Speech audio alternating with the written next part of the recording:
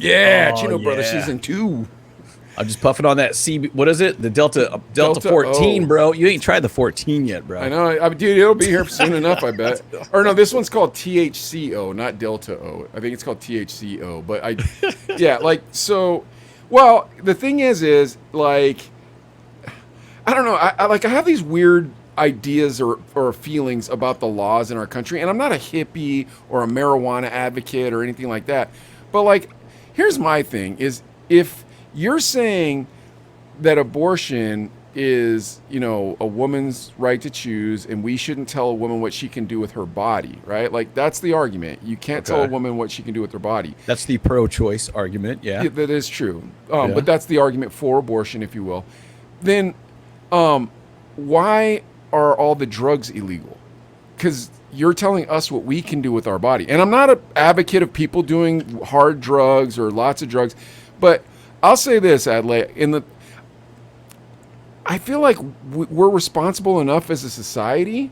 One, and maybe I'm totally wrong. I could be out of my mind on this, but I think we're responsible enough as a society, and I think it would cut off the knees of like China and the cartels bringing all that fentanyl into our country. Interesting. And just to catch you guys up on what we're talking about, we're talking about me trying some of this Delta stuff, and Mike saying not a good idea I don't think it would be good. because we've talked about me partaking in some adult some of the Delta marijuana 9. and Yeah. whatever, and I'm no good, and that probably would be no different today.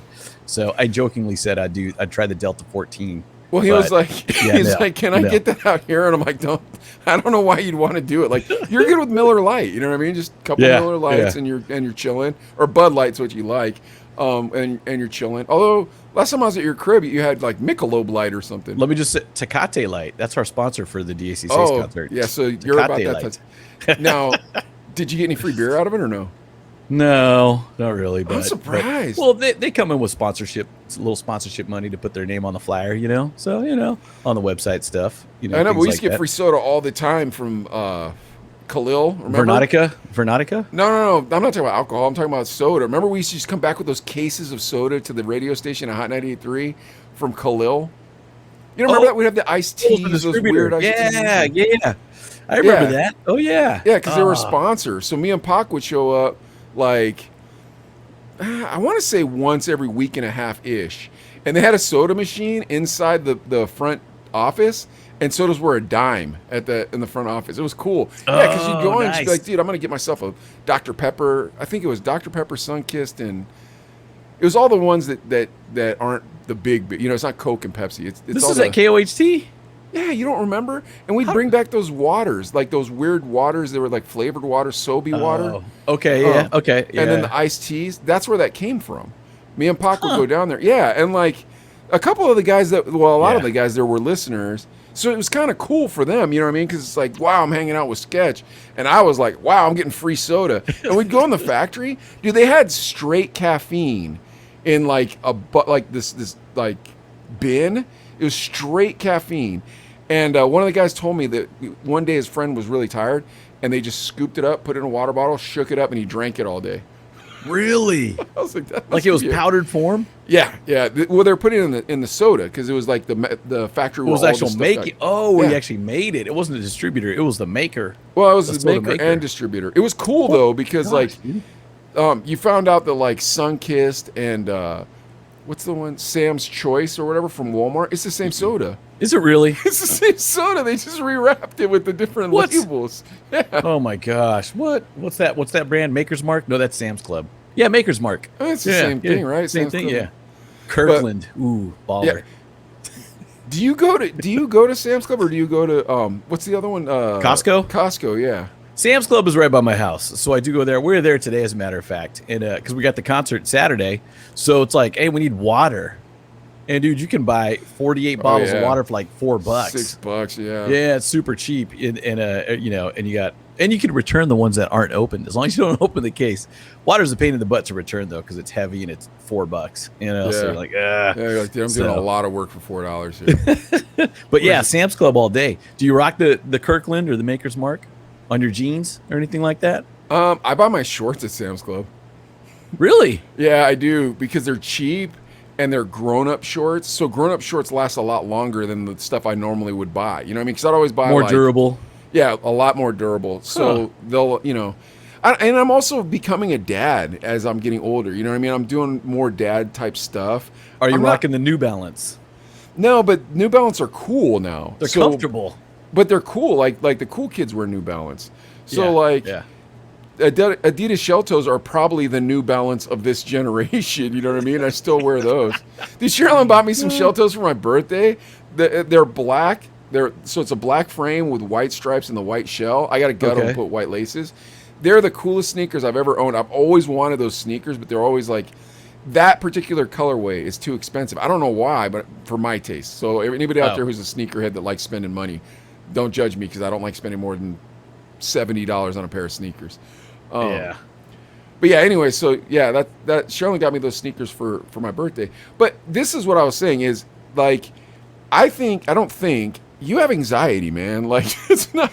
Who, me? This is not for you. You know what I mean? Like I don't think this is for you. Spending $70 on sneakers? Oh my gosh, that's way too much. No, but you bug out on things that I don't bug out on. That I'm like, well, that's why we talked about the Delta 8. I was like, maybe I should try it. Maybe I do have anxiety. Maybe I trip. Granted, I'll say that the stressful week or so is before the concert. I'll be back to normal next week because, dude, you know how it is because at your business when you're when you're reopening and Black moving Friday. and all that. You know what I'm saying? You're like, you wake up in the middle of the night thinking about stuff like, oh, did I do that? Oh, what about the T-shirt guy? Is he going to come through on time?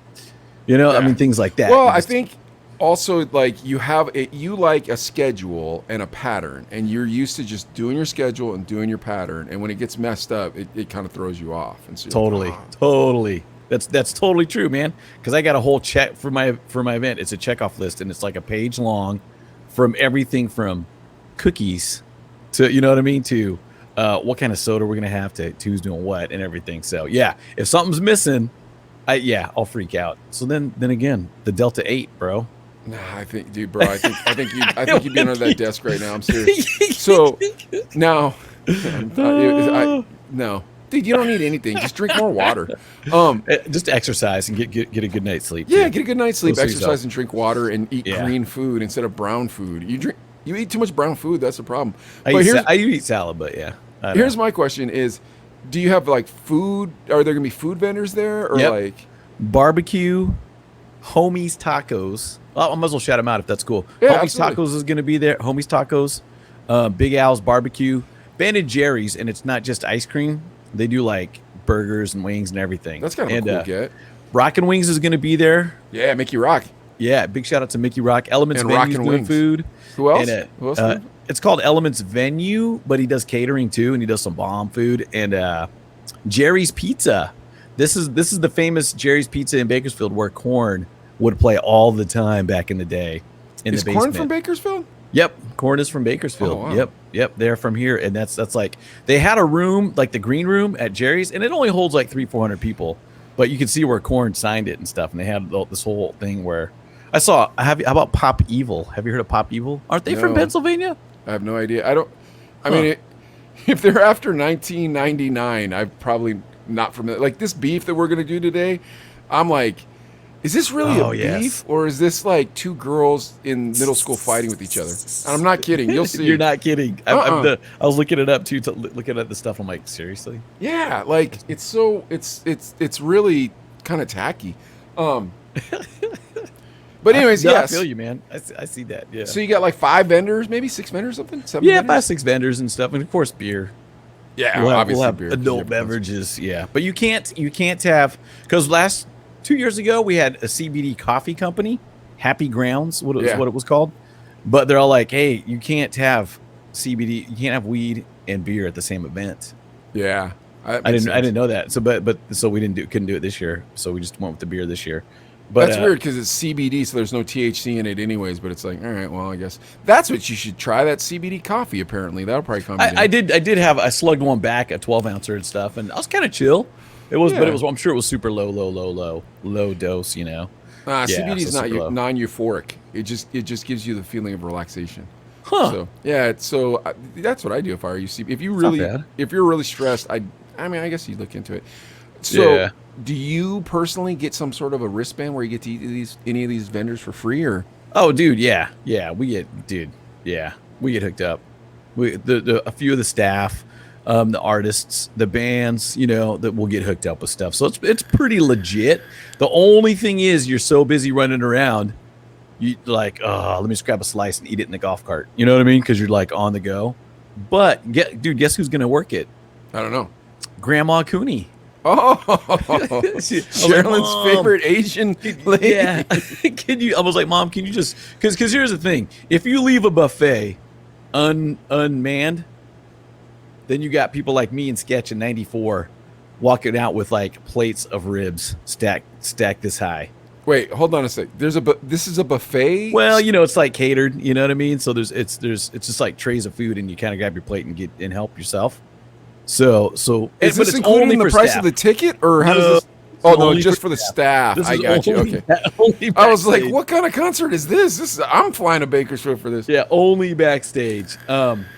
But I told my mom, I was like, hey, because I've seen it before where dudes will come up, like, a guy helping out, with whatever the stage, like a stagehand or something. He'll come through and just be this high of ribs.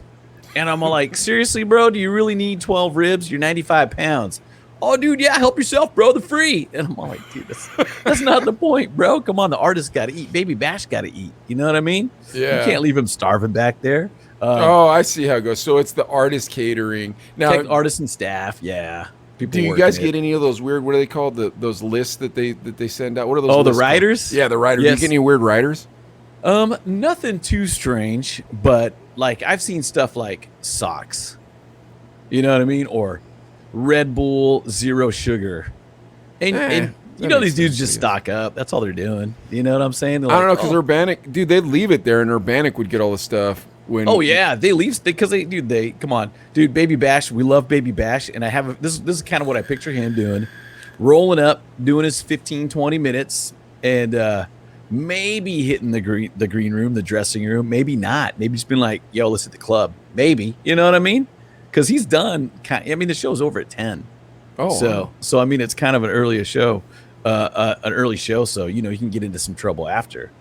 yeah, but he's older, so maybe He's kind of gonna be like- businessy. Yeah, he's maybe kind he's of like, businessy now. cool. Now I can fly back to Houston and get to sleep by whatever. Yeah. Oh, yeah. That's true. That's true too. So you're kind of like, but then some of the bands, dude, you might not know these guys, but like Malo, remember Suavecito? Yeah. They're gonna be there, and there's 12 of them, and there's a guy. And Renee they better have Renee. some of them rocking wings when they get back. Oh, there. dude, that's what. Shout out to Rockin' Wings because even the Jets, remember?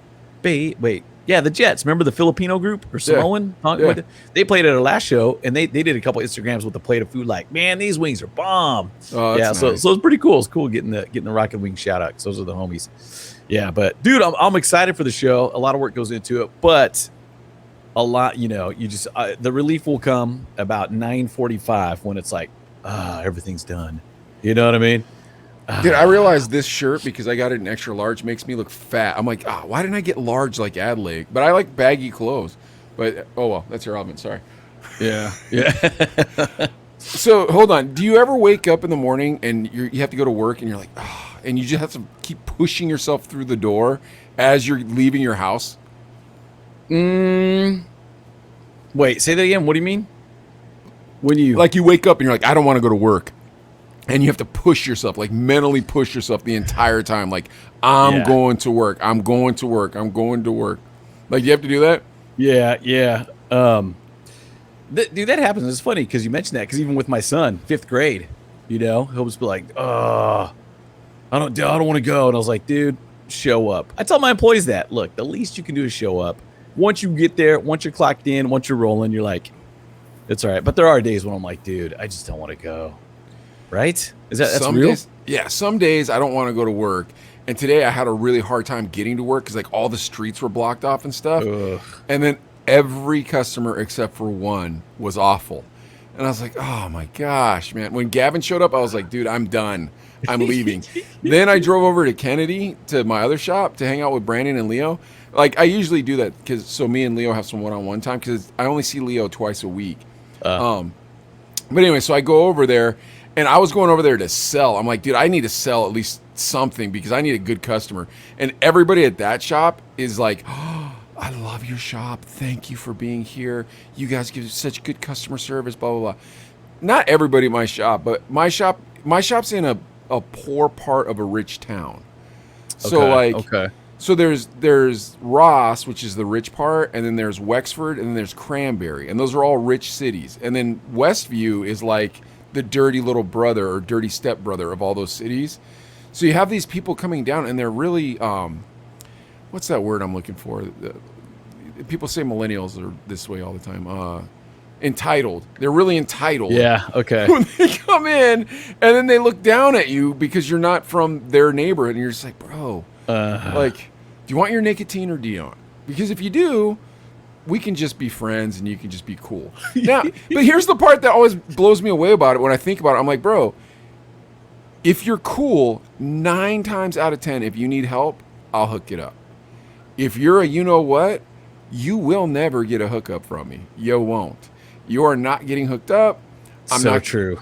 Like, and dude, I'll hook people up fat. Like, dude, if you're watching this and you shop at Tiny Box, I'm not hooking you up because I said this, but I'm gonna say it. Yeah. So, but I hook it up fat. Like today, I was over at Brando's shop, and this kid came in with this girl, quit smoking cigarettes, but he likes menthol flavored e-juice, and so he wanted to buy this bottle. It's $32 plus tax, and he's like, bro, I got a $30 cap. And Leo's like, all right, well, let's look at smaller bottles. And I was like, well, what about your points? Because we have a point reward system. I'm like, do you have any money on your points? So he looked up his points. He didn't have enough money. And I was like, dude, here, I'll just give you a 20% discount. Because, like, he was a cool guy. He was super nice. Like, his girl was cool. And I wanted them to feel good about themselves. And then they'll, like, enjoy the experience. Yeah, that's good. Yeah, in Westview, if I do that, they're like, well, can we do 40? And I'm like... Dude, one time I was in Westview, and we were selling these 510 batteries, and like they're garbage, right? So I didn't want to sell them, but people kept buying them. Yeah. So I told her, and this is when Urbanic worked for me. I'm like, dude, this is our last one. After this, we're not selling anymore. This kid shows up, and he's like, yeah, can I get a 510 battery? I'm like, sure. This is my last one. It's $14 if you want it. He goes, well, since it's your last one, can I get it for 12? I'm like, now it's 18. And he was like, and he thought I was joking. He's like, and I'm like, oh, I'm not joking. And he's like, well, then I don't want it. I'm like, all right, well then. And I just put it back. Like, I don't understand for the life of me. Like, this is the bane of my existence, Adlai. It's like my entire existence at the shop is to give the best customer service, a really good experience, make you feel comfortable. Because going to a vape shop's weird. You know, it's like, I don't know what these things are. I don't know what the flavors are. I've heard bad things on the news. You know, are there going to be a bunch of stoners working? Like, there's, you know, it's intimidating. So I always want you to feel like, hey, what's up? Come on in, blah, blah, blah. So as soon as you walk in, you're greeted when you come to the shop. And you'll be like, hey, how's it going? You always know it's going to be a bad time with this person if they do not respond. Okay. I got you. Yeah. Dude, have you ever worked retail before? Oh, gosh, yes. I worked at Home Depot, dude. Oh, yeah. I worked at Home Depot. And they one of the rules was, hey, make sure you greet people when they come in. And the head nod didn't count. You couldn't do the, you know, like, so yeah, like you had to say, hey, how you doing? You know, nobody did it. I was probably the only one who did it. I'd be like, hey, how you doing? Because I get it too, though. You know what I'm saying, dude? Because there's nothing worse than going to a store, no matter what it is, and just being like, you're like, can somebody help me? And you're walking around, and they're like, ugh, and you're like, hey, where the screws at? 4 aisles that way. And you're like, dude, these aisles are huge, bro. You know what I'm saying, dude? So I go the right aisle, and I'm looking at like an idiot walking up and down, like, oh, can somebody help me? Yeah, it's just brutal, but it's not, dude. It's nice to hear that because customer service is gone for the most part. Not a Tiny Box, dude. Yeah, you're the exception, dude. Well, we have the Adlai rule. We're like, all right, treat everybody like it's your birthday. Like every single person, we want to treat them like it's their birthday. Now, here's the hard part though: is like if you get 4 or 5 of those in a row, it's really hard to give the 5th guy good service because you're like, bro, are you gonna suck too? But like. There's this idea of like, you better do what I tell you. And I'm always like, bro, here's how it works. I don't have to do that. And then you can leave. Or, dude, was I on the phone? Did I tell you about the time I called the cops on the old man? No way. I telling Ernie that? Yeah. Yeah, this old man. Dude, I've called the cops on several people at that shop. If you ever want to have a fun time, look at our bad reviews at the shop, and then recognize what probably happened, because we have like tons of reviews and we have 4.8 stars or whatever on Google. Okay, I can't imagine all those people for some reason decided to lie about what great customer service and good prices we have. But neither here nor there. Like, there's this idea I feel like Americans have where they're like, I'm going to Best Buy, I'm going to crap on the floor, and then you're going to sell me a TV while I insult your mother. And corporations are greedy, so they're like, yes, that man can come in here, crap on the floor, insult your mother, and you're still going to sell him a TV. You know, where at my shop, I'm like, dude, if you ever kick anybody out, I don't care. Because if I trust you with all the money in that register and all the product behind this counter, I should probably trust your judgment that you know when somebody needs to leave the shop. That is awesome. That is great too. I'll even tell my employees right now, just like, hey, look, just, if listeners complain or whatever, I'll have your back as long as you were nice and you tried. Yeah, you know what I mean? I don't have to tell them the last part of the sentence, because it's like, dude, you're trained so hard at Tiny Box to do customer service and sales, and it's really hard to slide people in and out of products because people don't know what e-cigarettes cost. So they come in and they're like, oh, it's going to be $5, right? And it's like, well, it's probably going to be somewhere around 160. So, once you're all in and everything, like if you're starting, and then they change the law, so now you can't buy e-cigarettes on the internet. But it only makes sense if you're going to put a 21 and up on e-cigarettes. If you're like, dude, you can't buy these unless you're 21, you shouldn't be able to buy them over the internet without proof of your age, right? You can't buy a gun. You can't buy alcohol.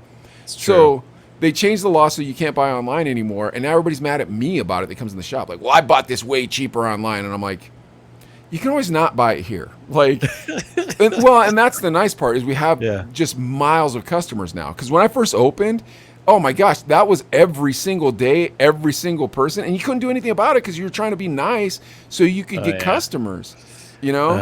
But once you're established, like we're really established. So it's like, if I lose 5 or 6 a year, it's not going to hurt my feelings at all. And if I was rude to somebody that I like, I'll apologize next time I see them and they'll understand, you know? Yeah. So there's been people that just don't come back. Oh, tons. And there's people that I've kicked out that I'm like, you can't come back. Dude, there's this idiot, I won't say his name, but he wrote all this bad stuff about us on the internet, and then he showed up at the shop, and I'm like, dude, you can't shop here. And he's like, why? And I'm like, because you talk crap about me all over Facebook. And he was like, well, and I'm like, yeah, if you're saying these things about my shop, you will not get anything out of my shop. And here's the rub.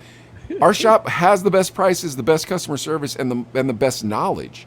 So, like... You think you think that this is an easy thing, and it's like, oh, anybody can sell it. It's like, not really. It's kind of like selling a car, and you have to know how to work on it as well. Oh wow. Or maybe a phone, I guess. I don't know. Like it's more complicated than you would think. It's super complicated. Yeah, it's super complicated. And so like we're vape mechanics. We also know like every product inside and out, every single product that's been on the market. They put a new product on the market just about every 2 weeks. We know coil compatibility, like everything. Okay, you can spend 2 years on the internet learning everything we know, and then you can buy from a vendor or online or however you think you're going to get it. But if you want us to sell it to you and explain what we're doing and get you exactly in what you're asking for, there's a markup. Yeah, which is totally fair. Well, totally. And I don't want to hear people, dude, but you'd be surprised. Like, I'm telling you, bro, I love my job. Because I don't have a boss. I have great staff, and I really have the best staff. I'm not kidding you. I know I brag about them a lot. I've never met harder workers. No one. I'd put them up against, you go ahead, Verizon, Bausch and Lomb, any sales organization, I would put my guys against them, and they'd beat them. That's awesome. They're just great guys. Yeah. And then finding good employees is tough. Finding good employees is tough. Yeah, and they're good men too. Like we work on like their relationships with their parents, their wives, their kids. Like that's what we really do there. And then we sell e-cigarettes. But they're all experts on e-cigarettes. But my point is like I don't understand this idea of like I'm gonna be a jerk when I walk in this store. And it's like, for what reason? And I think it's most bullies, and it's not everybody, it's like 10%. Most bullies that go in a store and behave in that manner. The reason why is because there's a boss usually that's like, you got to let this guy bully you. And that bully, he's a sissy in real life, right? All bullies are cowards in real life. So they want to come in and be like, man. But we have something called the a-hole dollar rule, but we don't call it the a-hole. We call it exactly the real word. Yeah. Yeah. So you got to let them spend 5 a-hole dollars. And here's why. Like, you might have just gotten a car accident. Your kid might be on drugs. Your wife might be leaving. There's so many reasons that you might be an a-hole, and you're not really an a-hole in real life. But if they come in there and they make it rain those a-hole dollars, they're an a-hole. I don't want to see them next time I come here, so you should probably kick them out before I do. Because if I do, there's going to be a problem. The a-hole dollars. I love it. Oh my gosh, that's great. Dude, and Brandon's seen me watch a guy spend all his a-hole dollars and finish it. Like, Brandon and Kayla both. Like, Kayla, dude, oh my gosh. Dude, I don't want to be a jerk and complain about things. I'll say this. I'd never worked retail before. I had no idea that that there's a certain percentage of our population that if you give them better service than they've ever given, believe you are their servant. Like I had no idea that's how it works, but that's honestly how it works. And it's just a certain segment. It's not everybody, but you know, they have this idea where it's like, oh man, you gave me really good service. Now shine my boots. And it's like, oh no, I'm very rich. I make more money than your daddy and your mommy and you combined. Like, dude, like, I'll put it to this. Here's one that's not as bad as all the ones that are racing through my head right now because I had a hard day. Guy comes in, always annoying, right? And he has a girlfriend, and everybody from Westview stays in Westview, and it's not a very big town, and it's not far from Pittsburgh. Well, crap, I drive from Pittsburgh there every morning, right? And every night I drive back. People in Westview are like, oh, I haven't been to Pittsburgh in 7 years. Like, so it's not far, but people just don't go. So they live in this like little town world where they think that whatever they did in high school is still important, right? Okay, so dude shows up with his girlfriend, always condescending. His girlfriend always acting like she's Miss America, like the most amazing looking person you've ever seen in your life. But here's the truth. Bro, you're 22 now in this town. You know, you're whatever it is you do for a living. And your girlfriend has put on a lot of weight, but hasn't changed her fashion design. Still wears the extra small. And believes that I'm supposed to be impressed. That's not correct information. Yeah. So anyway, so this dude would come in all the time. Oh, and he'd wear a tank top, dude, but he had a big fat belly. But he had you know, what's that? The creatine muscles. You know, so he'd come in. Yeah, he'd come in like this. You know, and so he would always just be so condescending. And then finally one day he was like, you know, if you paid enough, I'd work here. And I was like, okay. And I don't do this anymore. I used to do this initially when Brandon had been there for maybe a year. I would tell everybody all the time how much he made to shut them up because he makes a lot of money. So I won't say how much Brandon made at the time, but I said, really, because Brandon makes blank an hour and I would never hire you. And he was like, oh, well. And I'm like, dude, I would never hire you. You have an awful attitude. You think you're important and you're not. Like, I don't understand why you think you can talk down to me ever, but we're getting to the end of it. So if you want to shop here, you're going to need to learn to talk different. I'll put it to you this way. That was one of the more polite things I've told people. That's awesome. That's awesome. Dude, because it's just, when you're in those positions, those retail positions, and you've got a boss, and you're like, oh, you just deal with it. And dude, you know me, dude, wherever I shop, even if I go through the Taco Bell drive-thru, I try to be extra nice. I try to be cool. Yeah. How's your day? Whatever, you know? And because I know it's awful when you got to deal with jerks. You know what I mean? It's just, it sucks. So, but yeah, I mean, I try to be the nicer guy, dude. No, and I see that with I know too. that about you. Like, you definitely are the nicer guy. Like, for me, I'm like, I don't know, dude, and like it gets hard, right? Because it's like, dude, we make a fair amount of money at that place. Like, okay, there's certain products we won't sell because I don't want a hard job, and then there's certain hard money I'm not going to chase. And so there's certain customers where it's just like, I don't really need you anymore, man. Like, I'm not trying to be mean, but I don't need you to be my customer because you're making this a lot harder to earn this money. Yeah. Well, I'll say this, and then we can get into love advice. But so there's this new product on the market, or relatively new product on the e-cigarette market, and it's these disposable things right here. And so like we didn't sell them at first, but then like the market just kept getting hotter and hotter and hotter. So like, dude, we got to start selling these things. And we have really good vendors who have like the latest ones and like ones that do different things that nobody else's can do, right? So I'm like, all right, so we bring in a handful of them.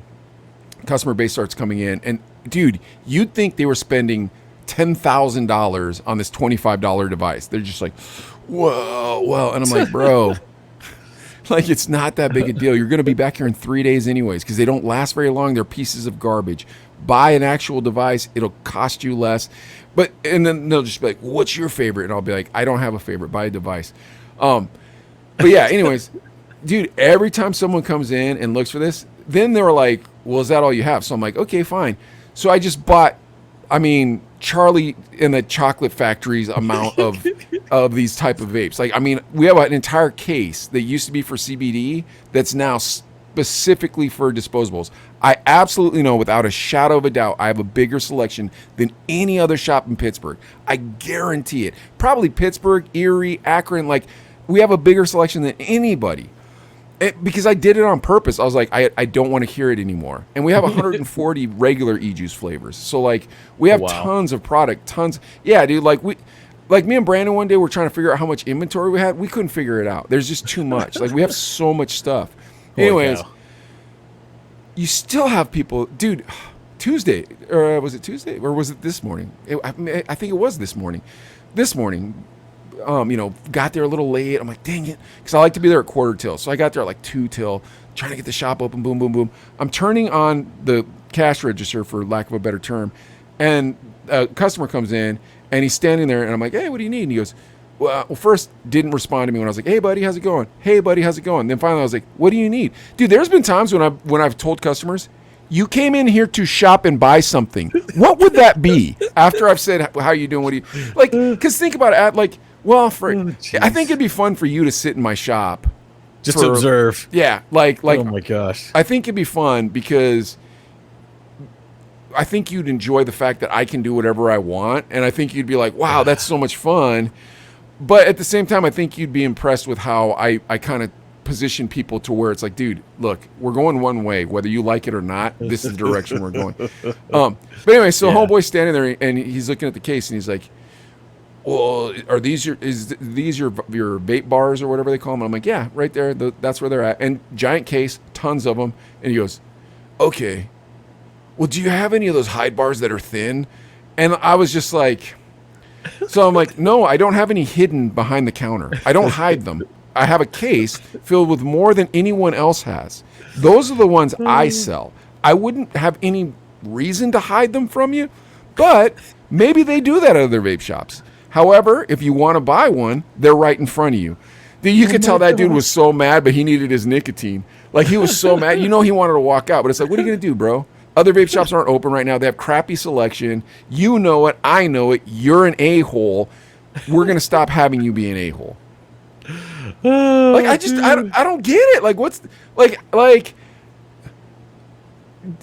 I live my entire life hoping people don't think I'm an a-hole. Don't you do that? Like, everywhere I go. Yeah, and if absolutely. if I said something kind of snide to somebody, I'm always like, oh, I hope they didn't take that wrong. And I'll go back and be like, hey, I didn't mean anything mean when I said that, your car was faster than you should drive. I apologize. You know what I mean? And like, I'll bust balls and stuff. And I don't think that like there's anything incorrect with that. But like, frankly, going to live your life in the manner of, I don't care what people think of me. I'm just going to do my thing because I'm the most important person in the world. Sad. Yeah, I'm just like, do you feel the same way I do where like everywhere you go, you hope people like you? Don't you feel that way? Yeah, or there's not going to be drama. Everybody's going to be cool. You don't have to talk somebody, off that ledge of snapping when you're like, dude, are you serious? Yeah. What is it called? De-escalation. You don't want to have to deal with that stuff. And at some point, though, you try to de-escalate, and at some point you're like, screw it, I'm done. You're an a-hole. I'm not doing this anymore. Yeah. I mean, they get five. They get five. I like those. I'm using those. $5 a-hole dollars, dude. Yeah. Because, dude, we're grown men. We're not 20 years old trying to puff out our chest. Like, we're grown-ass men. And I feel like I don't have to put up with it anymore. That's how I feel. I'll be cool. I'll be nice because I want everybody to get along and be happy. But man, sometimes you push and push and push. It's like, I'm Brandon done. I'm done. What up, Brandon? Heavy. Happiness is a drop kick away. Well, like, and Brandon's worked at both shops for a long time. You know what I mean? And granted, Brandon has really good customers. I'll say that. But Brandon got one bad one yesterday, and he was like, "I'm going to Mike's shop. I'll see you later, Leo." Oh, maybe it was today. Yeah, it was today. I'm getting my days all messed up. Yeah, he was like, "I'm going to Mike's shop." And Brandon. So usually, what happens is when I get a bad customer, I call Brandon and I just rant about it, and he just laughs. I hope he's laughing. I hope he's not like, "Oh, here goes Mike again." But today I was like, I'm not calling Brandon. I need to just deal with this and let it wash over me. Yeah. And that was when I had my first bad one, right? Then my second bad one happened, and I'm like, well, they can't all be bad. Then my third bad one happened. I'm like, this is crazy. Then my fourth bad one happened. I'm like, huh. Then Don came in, Don Bittner, and Don Bittner's cool as dude. I love Don. So me and Don are chilling. Don's about our age, and like we sit and talk about vitamins and stuff. He used to live in Florida. Like, cool dude, bro. I love talking to him. So it comes in. It kind of reminds me a little bit of you. Like, I think you guys would get along. But anyway, so it comes in. We're chilling, talking, having a good time. I'm just like, word, dude. Because, like, if this is the thing. Here's the next thing. If you are cool with me and just a normal person, you don't have to, like, buy me a birthday present or tell me I'm handsome. Just don't be a jerk. Then you get invited into Tiny Box's secret club. And, like, why wouldn't you want that as a dude? You know what I mean? I'm going to the vape shop. You go to the vape shop. There's 3 cool dudes there. And I'm like, hey, guys, this is my buddy Adlai right here. Adlai, that's Stevie. That's Joe. That's Nikki the fish. Don't ask me why they call him that. Anyways, we're talking about rats right now. Adlai, you ever had a rat problem in your house? You know, and now you're just chilling with a bunch of dudes. Yeah. If you're not in the club, all of us clam up when you walk in, buy your stuff, and leave. Right. And dude, that's the thing too. When you, because there's been this situation. Obviously, working at the station, I've got access to tickets for everything. You know, from amusement parks to water parks to movies to concerts to whatever. And dude, there's been times when you're like, all right, I'm gonna hook this dude up, you know, whatever. But then when they don't appreciate it, you're like, dude. Well, that's like you know exactly what I'm talking about. So it's like, hey, would you like to go to Knott's Berry Farm? I got extra tickets. And they're like, what, no Disneyland? And you're like, okay, well, now you're not going to Knott's Berry Farm. Do you ever do that? Or? Oh yeah. Dude, there was one time they're having a fundraiser, and you know, the lady's all, hey, we're having a raffle at the school, whatever. So I gave her some tickets, like Magic Mountain or something, probably. So 4 tickets to Magic Mountain, and she looked at it all like, that's it? Don't you guys have, like, you know, just sheets and sheets of tickets back in the back, and you're only giving me 4? And I'm just like, lady, you know how many schools are in Bakersfield? If I give a 4-pack to every single school that was in this town, dude, I'd have none to give away on the air, which is what the purpose is for that. You know what I mean? Yeah. So it's just kind of frustrates you. You're just like, dude, what? No good deed goes unpunished. Yeah, it is a weird thing. Now, do you think people are getting more entitled as our society moves forward, or do you think that, like, it's always been that way and we're broke and didn't notice? Do you guys watching on social media, keep watching, but I think a lot of the problem is social media, because it gives you that. Hey, you've always thought that. Yeah, you've always I've got a voice now. I've got something now. People can hear me and I can complain. Like, and we know. Come on, let's be honest. Nobody cares what you ate. Nobody wants a picture of it. Nobody. You know, and you know, I appreciate the stuff when it's like, hey, prayer warriors, where you at? Yeah, I'll drop a like. You know what I'm saying? People's families. You know what I mean? Pictures of family, funny memes. Yeah. Like, I kind of like keeping up with Rascal and Earn all our homies and stuff. You know what I mean? Cool. Yeah, like that. I like that. But I see where you're going. Where, like, Facebook makes people think they have a morning show that nobody's watching, but they think 15 people is a lot, and so now you better listen to my views on blah blah blah. So I don't like. I think the hard part is that, well. So this goes back to the UBI and all that stuff, the universal basic income, everything like that. Like, here's the thing. I learned I wasn't important when I was working at a ton of restaurants where morons were calling me stupid. And I'm like, this cook is calling me stupid. I can't talk back to him. We might get in a fight. Like, whatever it is, this is a crappy situation and I have to get myself out of it. You know what I mean? When I was working, like digging ditches, working in the brickyard, all those things, it was like, I have to stop doing this. I need to get a better life out of myself. I never thought, I'm a victim. This is not fair. Yeah. The world has turned its back on me. Like, you knew me back then, and you also can attest that I've made zero of these stories up. But you can also attest that, like, yeah, Mike was not going to stop pumping his legs because he did not want to eat chicken gizzards for the rest of his life. I hope he didn't want to, man. I hope but like, it's true, so, though. It's true. But there is that victimization stuff too. It's like, how can you help me? Yeah, so I think it's a combination of I'm the most important person ever, and I'm a victim. And it's like, well, you can't be both. And realistically, I don't want to know your political views either. You and Alyssa Milano can hold your political views to yourself.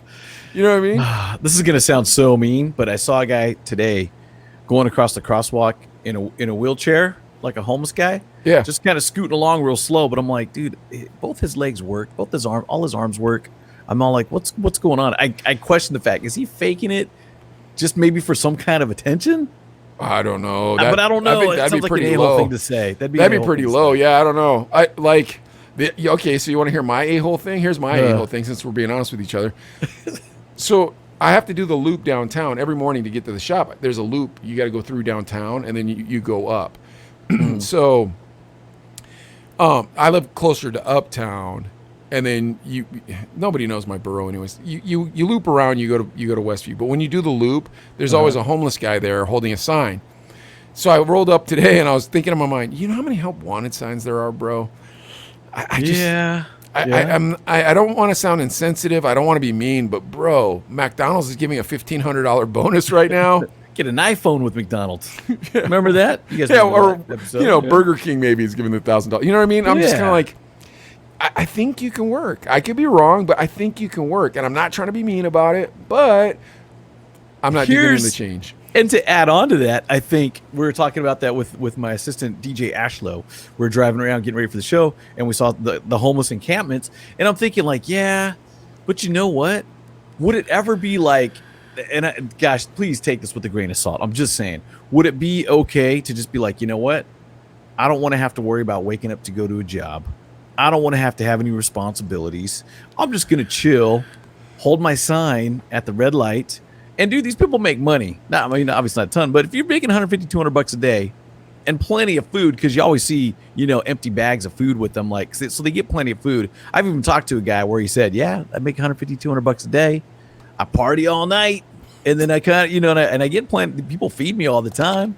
And you think like, maybe we wouldn't have to deal with these a-hole customers that come in. Maybe I wouldn't have to deal with getting these reports ready. Maybe I wouldn't have to, but obviously you wouldn't do it. But I'm not going to lie. It's run through my mind like, it'd be like camping. No, the thing is there's a lot of mental issues. I mean, I did homeless ministry for all those years. You know what I mean? I did homeless ministry for a long, long time. I don't even know how many years I did it, but here in Pittsburgh. And it's a lot of mental and drug addiction. It's sad. It is sad. It is. Someone asked me the other day, like, what percentage do you think isn't mental issues or drug addiction? And I was like, I don't even know if it's 1%. Like, it's mostly drug addiction and mental issues, and a lot of times drug addiction goes along with mental issues. You know what I mean? Right. Right. Kind of self-medicate, whatever. Yeah, definitely self-medicate. So you think there's 1% of people just like, you know what? I don't even know. I don't want to live in the rat race anymore. I don't even know if there's 1%. Although when I was a kid in San Felipe at that place I told you about 2 episodes ago, or whatever, there's this guy called John, and he did that. And my dad was like, "This guy's crazy. Not but crazy." He was fine in the head and everything. Yeah. Well, I mean, I was 9, so maybe he wasn't. But like he just he threw his tie away, grew his beard out, bought a camper, and just drove down to Mexico and lived there with his girlfriend. Dude, there's times I know you've got money. I don't have a ton, but I do the math. Like, if I quit, how long could I survive on my savings? Like, that's been a real thought. Like, I'm like, I could survive, 3, 4, 5 months, maybe, if I want real shit. You know what I mean? Because there's times you want to dip out of the rat race and just, I mean, we have vacations. They go by like that, as we know. But I'm just being honest. I mean, we're opening up a little bit. I'm not mad at you. Sometimes. It depends, because like when I was working for somebody, and I know this we're repeating what we said last week, and I don't mean to, but when I was working for somebody, I want to dip, but it wasn't like I want to have enough money so I can dip. It was like, okay, I want to dip because I can't do this anymore for this idiot. You know what I mean? Yeah. Oh yeah. Now that I'm doing it for myself, it's a rat race, but at the same time, like, it's kind of like tomorrow for you. Like tomorrow when you see that concert and it's When it's popping, going, everything's cool. It'll be like, yeah. And then when Baby Bash gets out there, you got me lifted, twisted, higher than the ceiling. oh yeah, And dude, the whole crowd is just singing along, Yeah. swaying, Yeah. bumping, lighters up. Yeah, it's gonna be worth it. Hey, we got to shout out my sister in Indiana. Hi, sister. What's going on? hello, Right on. Nim. Yeah, all the way in Evansville, Indiana. What's up? Say hi to the Evansville, family too, wow. please. Say hi to Evans- all my cousins, nieces, and nephews out there. There's a bunch of us out there. Woo, we roll deep in Indiana. Yeah. So, well, one way or another, it's like that, but every day. Mm. You know what I mean? So every day it's, and then at the same time, there's times when you look and you go, "Oh, I created that. I made that up." Like it's like the symbol, the tiny box symbol, or the Chino Brothers symbol for that matter. You know, like I'll look and I'll be like, "Wow, that came out of my head and was nothing, and now it's a household name in Pittsburgh. Like that's crazy." That's really cool. You know, Yeah, or really like cool. like our T-shirts, our gear. You know, I'll be like, "Wow, I designed that. That looks super dope." Like so things like that. And then at the same time, there's also the fact that I did dig ditches. You know, I did eat gizzards. done crappy jobs. Yeah. Yeah. Well, and so it's like I don't belong here. You know, like this is a blessing times Right. 10,000. So it doesn't make it as hard. Like, but I do love my weekends and my vacations. Like this past vacation was dope, and it didn't seem to fly by me like that. Like it was nice and long, Cool. and then I can travel if like COVID wasn't here. I'd be out every weekend, dude. Just about not every Nice. weekend, but a lot of weekends. I'd be like, all right, let's go to Niagara Falls. Let's Hey, go you got a fan too. Peggy wants to say hi. Hi, Peggy. Peggy- Yeah. What's up? Yeah, no, that's crazy though. And if you're normal, I think that's a normal thing to think like, I don't want to go to work today. I want to take a break. I just don't want to deal with people. But the flip side is I want to be that guy that makes your day better. You know what I mean? Yeah, but you know what? I will say this, and you do that, and even when I listen to you talking to people when you're going through the drive-through, like when we're on the phone, I'm like, yeah, man, Adlai's still Adlai. Like you always make people feel comfortable, and that's a good that's what I strive to do. But in my mind, I'm always like, okay, was I mean to that guy? I hope I wasn't mean. You know, because I can be sharp. You know, I'm like, I shouldn't have done that. Let me go apologize. Da da da da. I'm never like, guess what? I'm the most important person here, so y'all better listen to me. It's like, well, yeah, maybe we shouldn't. Let's even segue that into the love advice if we could, because Sounds would you I don't want to say it yet because I've already watched the love advice question for this week. I'm trying to segue it in, but I want you guys to watch the video first. And by the way, this because- one is not well produced like all our other ones have been. This one's a dud. So go ahead. Okay, here we go. Erectile dysfunction, and the only way I can get my PP to work is by watching competitive eating. But my wife hates this. But what can I do? So we got to break this down. Yeah. Oh, So, jeez. so you want to kill that? Kill that? The whole thing. The whole screen, thing. Yeah. So let, that me, way. let me unshare it.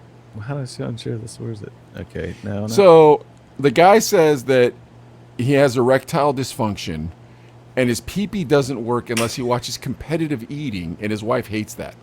What can I do? Now this is one of our least produced love questions and one of our weirdest love questions we've ever been given. But for those of you who are new to the segment, Adlai, when we were in our 20s, was the ladies' Mac. He knew all of it.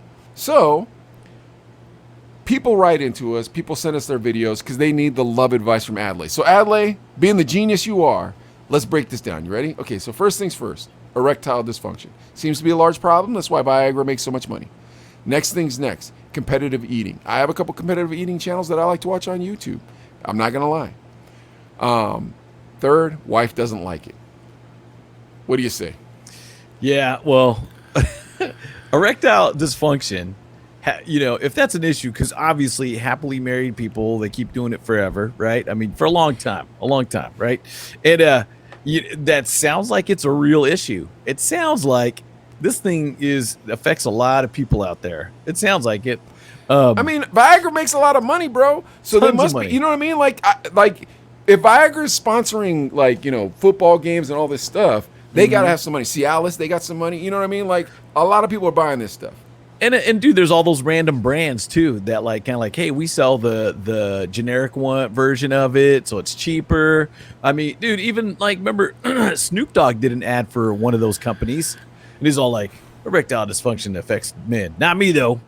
But if it affects you, there's a company, there's help for you. And Is that what he said? Yeah, true story. We gotta look that up, but it's true. And I remember it doing that. Like, all right, Snoop, whatever, dude, come on. But I mean, there's ways around it now. I guess taking a natural approach to it, watching people eat food competitively helps get you aroused, then I guess that's okay, because the wife doesn't like that, and she doesn't like the fact that he's watching competitive eating. I'm thinking like, I guess it's better, because you've heard of people, weirdos, kind of weird stuff where, hey, yeah, we watch porn while we're doing it. And it's just kind of like, well, that seems kind of weird to me. That's pretty weird. You got your partner in front of you, you know what I mean? That's pretty enough. Weird, yeah. And so now he's watching competitive eating, and I'm just thinking like, they're in the position, you know, getting aroused and stuff, and he's over here like, oh, look at him eat that hot dog. Oh, you know what I mean? Do you watch competitive eating at all?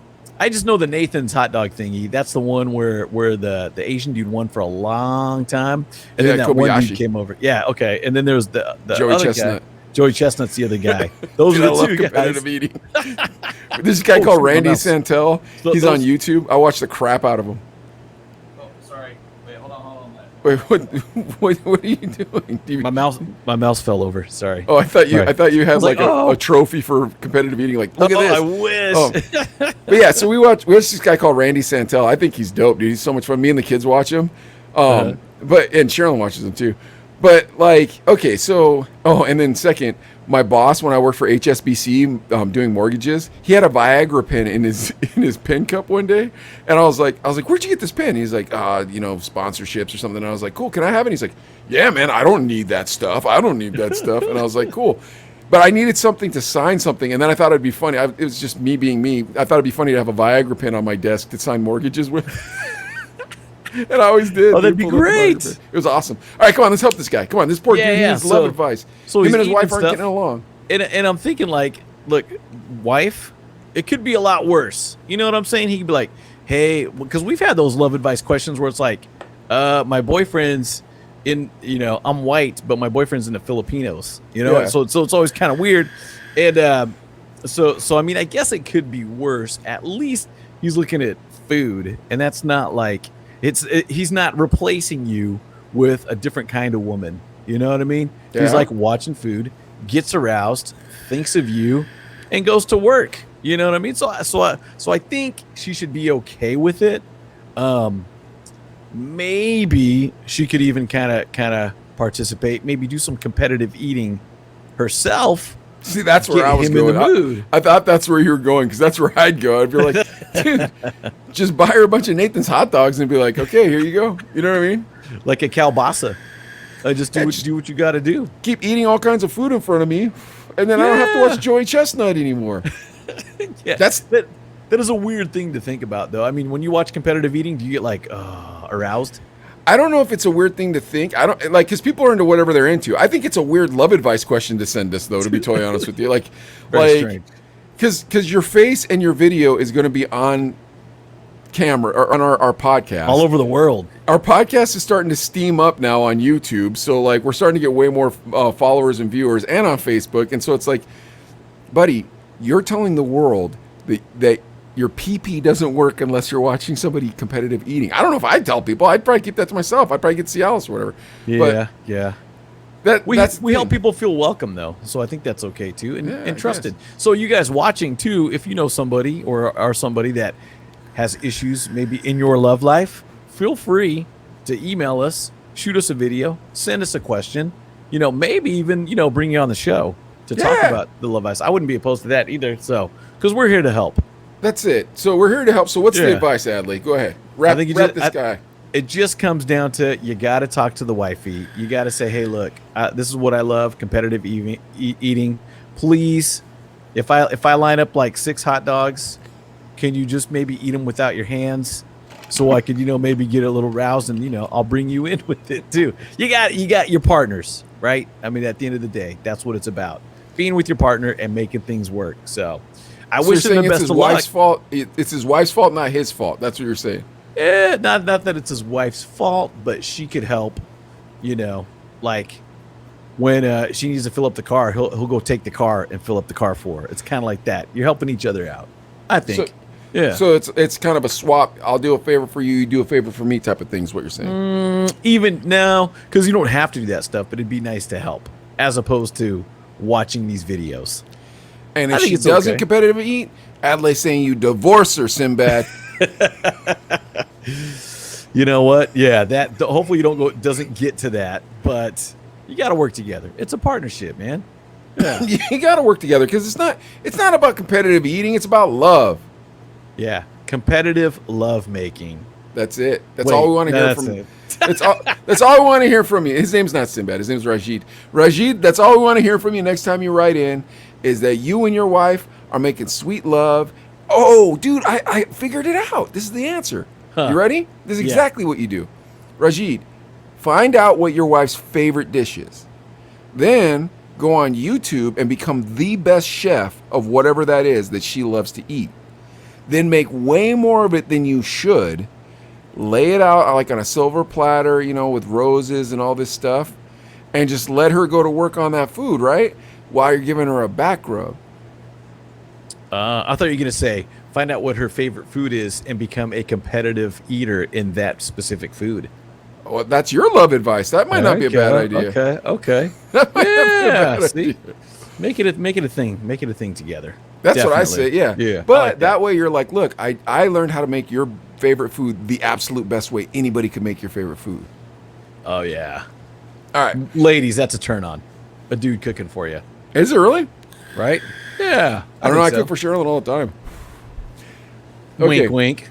Well, the reason why is because I like my food to taste the way I like that I cook it. So I'm just like, this food's going to taste amazing. Wait, are you saying he doesn't cook good?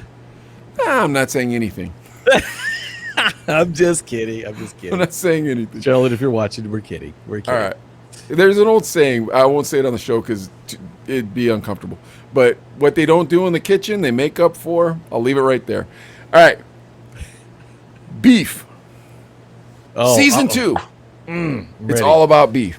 Now, here's the ready. rub, dude. I'm going to be totally honest with you. The Birdman beef, it made me sad. It made me very sad.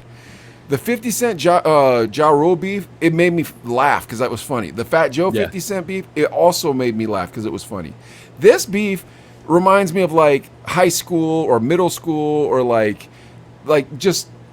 dude, it's not very masculine beef. I'm not gonna lie to you. Drake Yeah. versus Yeah. Kanye, the least masculine beef I've ever heard in my life. And I don't care what anybody says after I said that. If you disagree with me, then I have no idea what's wrong with you and how you handle your problems. Because realistically, one of these two guys should just go to the other guy and be like, hey, dude, you're acting like an ass. I thought we were friends. Are we going to be cool or what? And if we're not going to be cool, then can we at least fight and then go get a beer? You know what I Yeah. mean? That's the most mature way you can handle it.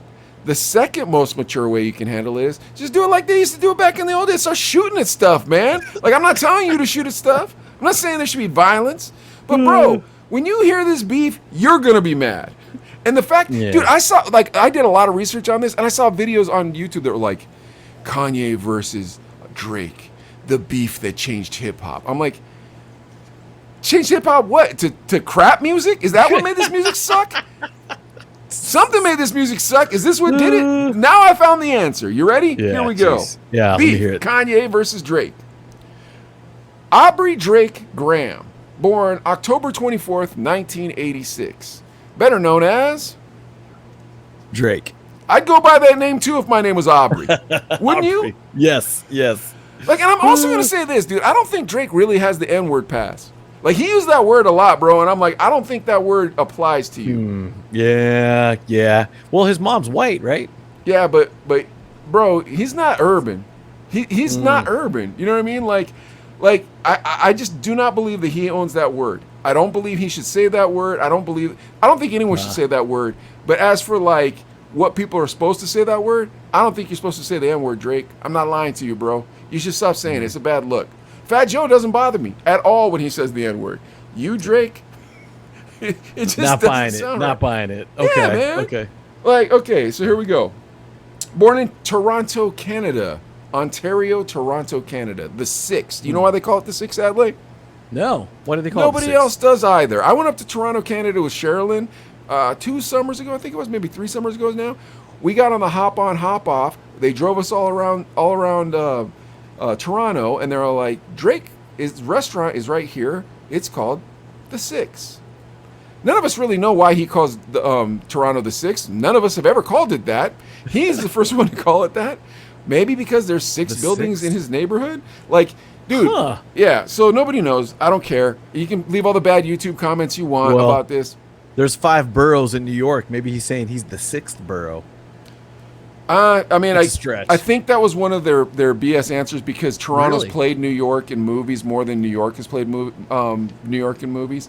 But one way or another, from Toronto, his mother, he has a Jewish mother, black father. Mother's an English teacher. His father was a drummer.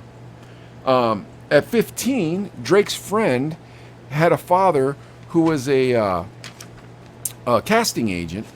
And he asked him if he would try out for a TV program called Degrassi Junior High that was in Canada, where Drake played a paraplegic basketball player who got shot. Huh. Yeah.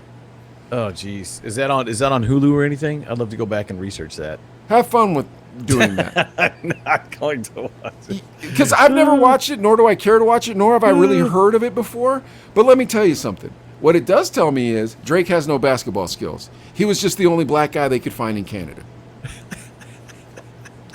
Think about it. Like, oh, man, he must play basketball. And it's like, no, man, I suck at basketball. We got to do something about this, bro, because he looks foolish every time he's on that basketball court. Well, just have him shot, and he's in a wheelchair for the rest of the time. So, dude, there's going to be a lot of me bagging on Drake and Kanye watch in this. this, I dude. gotta watch There's going to be a this. lot of me bagging on Drake and Kanye during this, dude. Because okay. to me, it's like, bro, all the MCs we all grew up with that we all respected, the grind was something that we were never going to do. Right. What they'd seen, we don't want to. We don't want to see in our nightmares. You know what I mean? Yep. And who they are when it comes to that beef, it's like, please don't shoot this dude, man. He's a great rapper. I wish he would stay around a little longer. You know what I mean? Yeah. These two, it's like, bro, just put some lipstick on and give him a kiss, bro, because this is sissy stuff. I'm sorry, man. I'm being honest. All right, here we go. 2006 puts out a mixtape, Room for Improvement. It's his first mixtape, and he had Lupe Fiasco on there and Trey Songz. You know why? Why? Because he was the only black guy on that TV show, Degrassi Junior High School, and he sat in a wheelchair because his friend's, dad got him a job on it. In 2007, he puts out The Comeback, which is his second mixtape, still unsigned. He's the first, he won a BET award. He's the first video on BET that was ever unsigned by a Canadian artist that won a BET award. Huh. Yep. Okay. Jazz Prince, who's the son of Rap-A-Lot CEO Jay Prince, heard his download and played it for Lil Wayne. Okay. DJ Prospect checking in. What up? Yep. In 2009, he's still unsigned. He puts out the So Far Gone mixtape. It won Canada's 2010 Juno Award for Rap Record of the Year, which is like our Grammys. Okay. So this dude is unsigned on his third album. He's already won a BET award and now won a Juno Award. Wow. That's impressive. Due to the success of that mixtape, Drake became the subject of a bidding war. Okay. I know where he went. I know. Drake got hired by Lil Wayne. Young Money, Lil Wayne. Young Money. Okay. And in my mind, I'm kind of like, Drake, we did a beef on Lil Wayne and Birdman, and those guys didn't like paying money. They didn't like paying people what they deserved. Yes. So did you really win that bidding war, or did you make a bad decision in that bidding war? Because I would argue you made a bad decision. However, you are the biggest rapper. I don't understand why. Here we go. In 2009, Drake signs to Young Money. Okay. Kanye Omari West, also known as Yeezy. Also known as Kanye Titta. I didn't want to just keep going down the list and have you miss that one. Born June 8th, 1977. Born in Atlanta, raised in Chicago. Okay. His parents divorced when he was young. His father was a photojournalist at the Atlanta Journal-Constitution, and his mother was an English professor at Chicago State University. I'm telling you, these two dudes are gangsters, bro. I hope I don't get in a slap fight with them. Like, I don't know why, man. Why does it bother me, Adlai? Because you're from the hood. Not really from the hood. I'm just from a blue-collar, working-class neighborhood that had crime. And our hip-hop in the 80s and 90s was like, it was different. It wasn't, Dude, you talked about, come on, Eazy-E was in the streets talking about the streets. Eazy-E was hard, dude. Yeah. I mean, these are G's, dude. I mean, Suge Knight's a criminal, bro. That's the guy I'm never doing a beef on, bro. I don't want him coming back at me, bro. I ain't got nothing to do with you, Mr. Knight. I got your back. I love you, sir. But let's get back to this cat fest. When Kanye was 10, he moved to China. What? Moved to China, didn't speak Chinese, but he could break dance. So he would charge the kids to watch him break dance. When he came back to the U.S., he started working on video game design and fell in love with the beats of the video games. Huh. At 13, he started going to a recording studio, and he'd pay $25 an hour to make his own beats. At 14, he got a sampler, and he'd make beats and sell them for $50 a pop to local rappers. So you got to respect the hustle out of this kid. You know what I mean? That's cool. Yeah. Okay. He'd make 5 beats a day all summer long. Wow.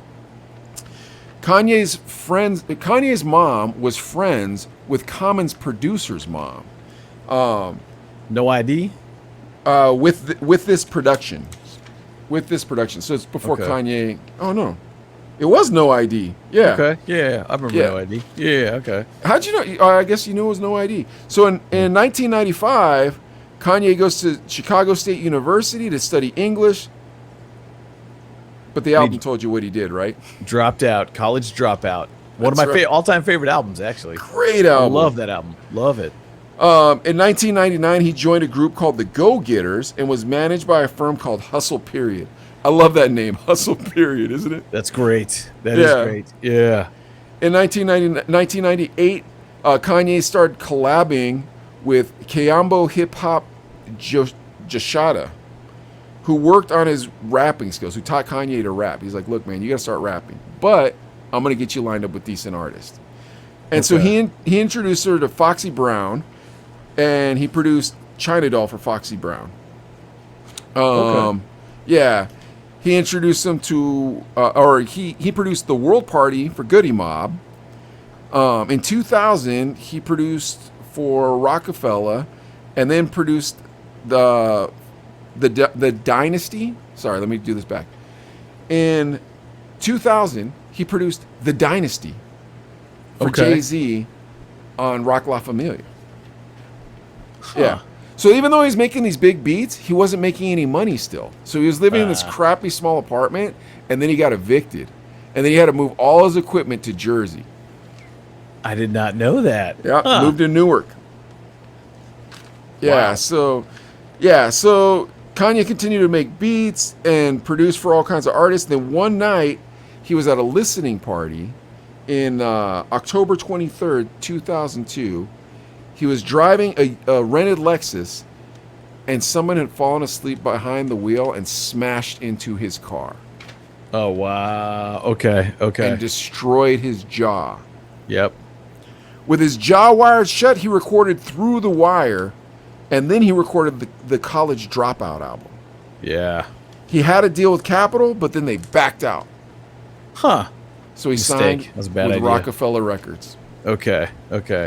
I remember that. Through the Wire, there was a song called Through the Wire, and we played it on the radio. Yeah, his mouth was wired shut. Through the wire. Yeah, that one. And it was that was on College Dropout. Dude, that was a phenomenal record. Great like album. Every track so well thought out, so well produced. Yep. Oh yeah. In 2007, Drake put out the mixtape Comeback Season, where he raps over the Barry Bonds beat, Kanye's Barry Bonds beat. Okay. 2009, he puts out So Far So Gone. He remakes Kanye's Say You Will with Say What's Real. So he just keeps remaking songs over Kanye's beats on these mixtapes. Kind of tell Kanye, like, hey man, I think you're super dope. In 2009, Drake tells MTV Kanye is the most influential person he's ever met. Okay. In 2009, also, Drake and Kanye rap on the remix of Jamie Foxx's Digital Girl. Okay. In 2009, Kanye directs the video for Best I Ever Had, which is Drake's first track That was off first the big album. hit, right? Yeah, Yep. that was a Yep. great song too. In 2009, Forever drops with Lil Wayne, Eminem, Kanye, and Drake. Kanye produces Find Your Love on Drake's first album. And then I wrote underneath that, I hope Kanye got paid, because you know that was Young Money that put that out on the record label.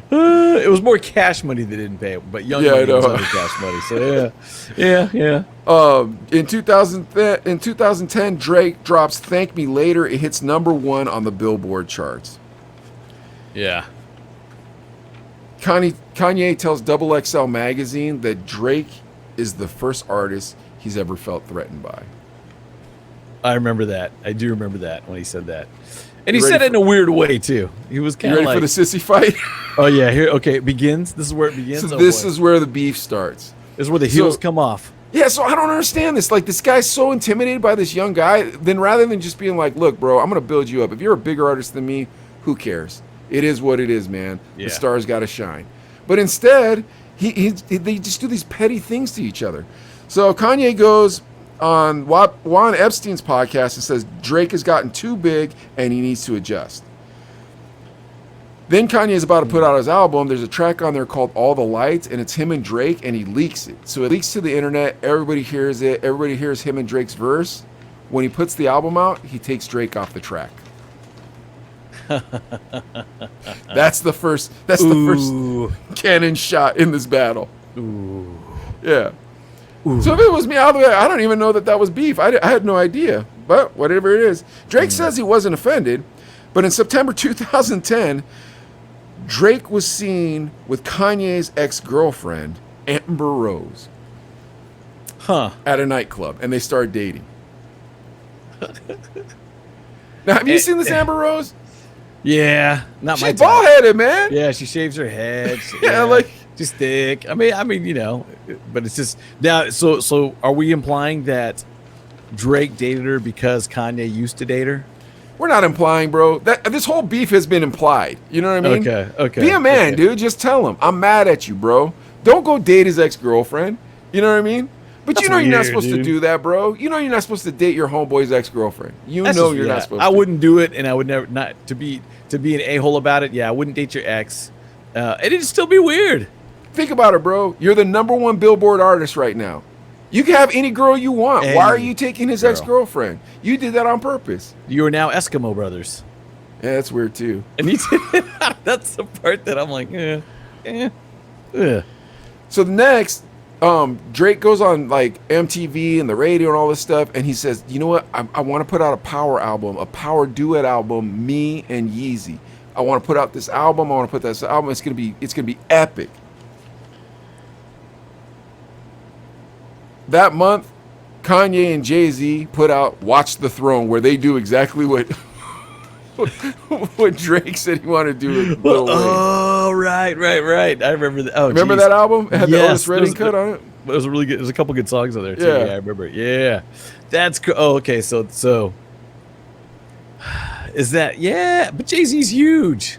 Jay-Z's Yeah. big too. Yeah, I know. Like, but here's the thing: is it's like, just go punch him in the face, man. Stop being a sissy about this and this subliminal dissing each other. Come on, let's get Tupac on him. You know what I mean? Yeah. It's just, yeah. Come on. 2011, "I'm on One" by DJ Khaled drops, and Drake says, "I'm just feeling like the throne's for taking." That's what he says on one of his on one of his lines, one of his bars. Ooh, that's Here, no look- Vaseline part 2. Let me hold on to that line. Let me throw this one back out again. In 2011, DJ Khaled puts out "I'm the One," "I'm on One," and Drake has a line on there that says, "I'm just feeling like the throne is for the taking." All right, Adlai, now tell the joke. Ooh. That's like No Vaseline Part 2. I know, dude. Come on. Like, if I'm Kanye West, I wouldn't even know he was dissing me. I'd be like, oh, is that about me? Oh well, yeah. maybe move a little more straightforward next time. I'm not gonna diss you because you're the biggest rapper in the world. I'm going to push Kanye off the throne. Maybe something like that, right? How about the throne's for the taking? How about Kanye? Watch your back. I own a gun. That's how real beef records sound. Kanye's D smells like Eazy-E's S. Oh, that's good. Like, Don't let me catch you in the street. That's yeah.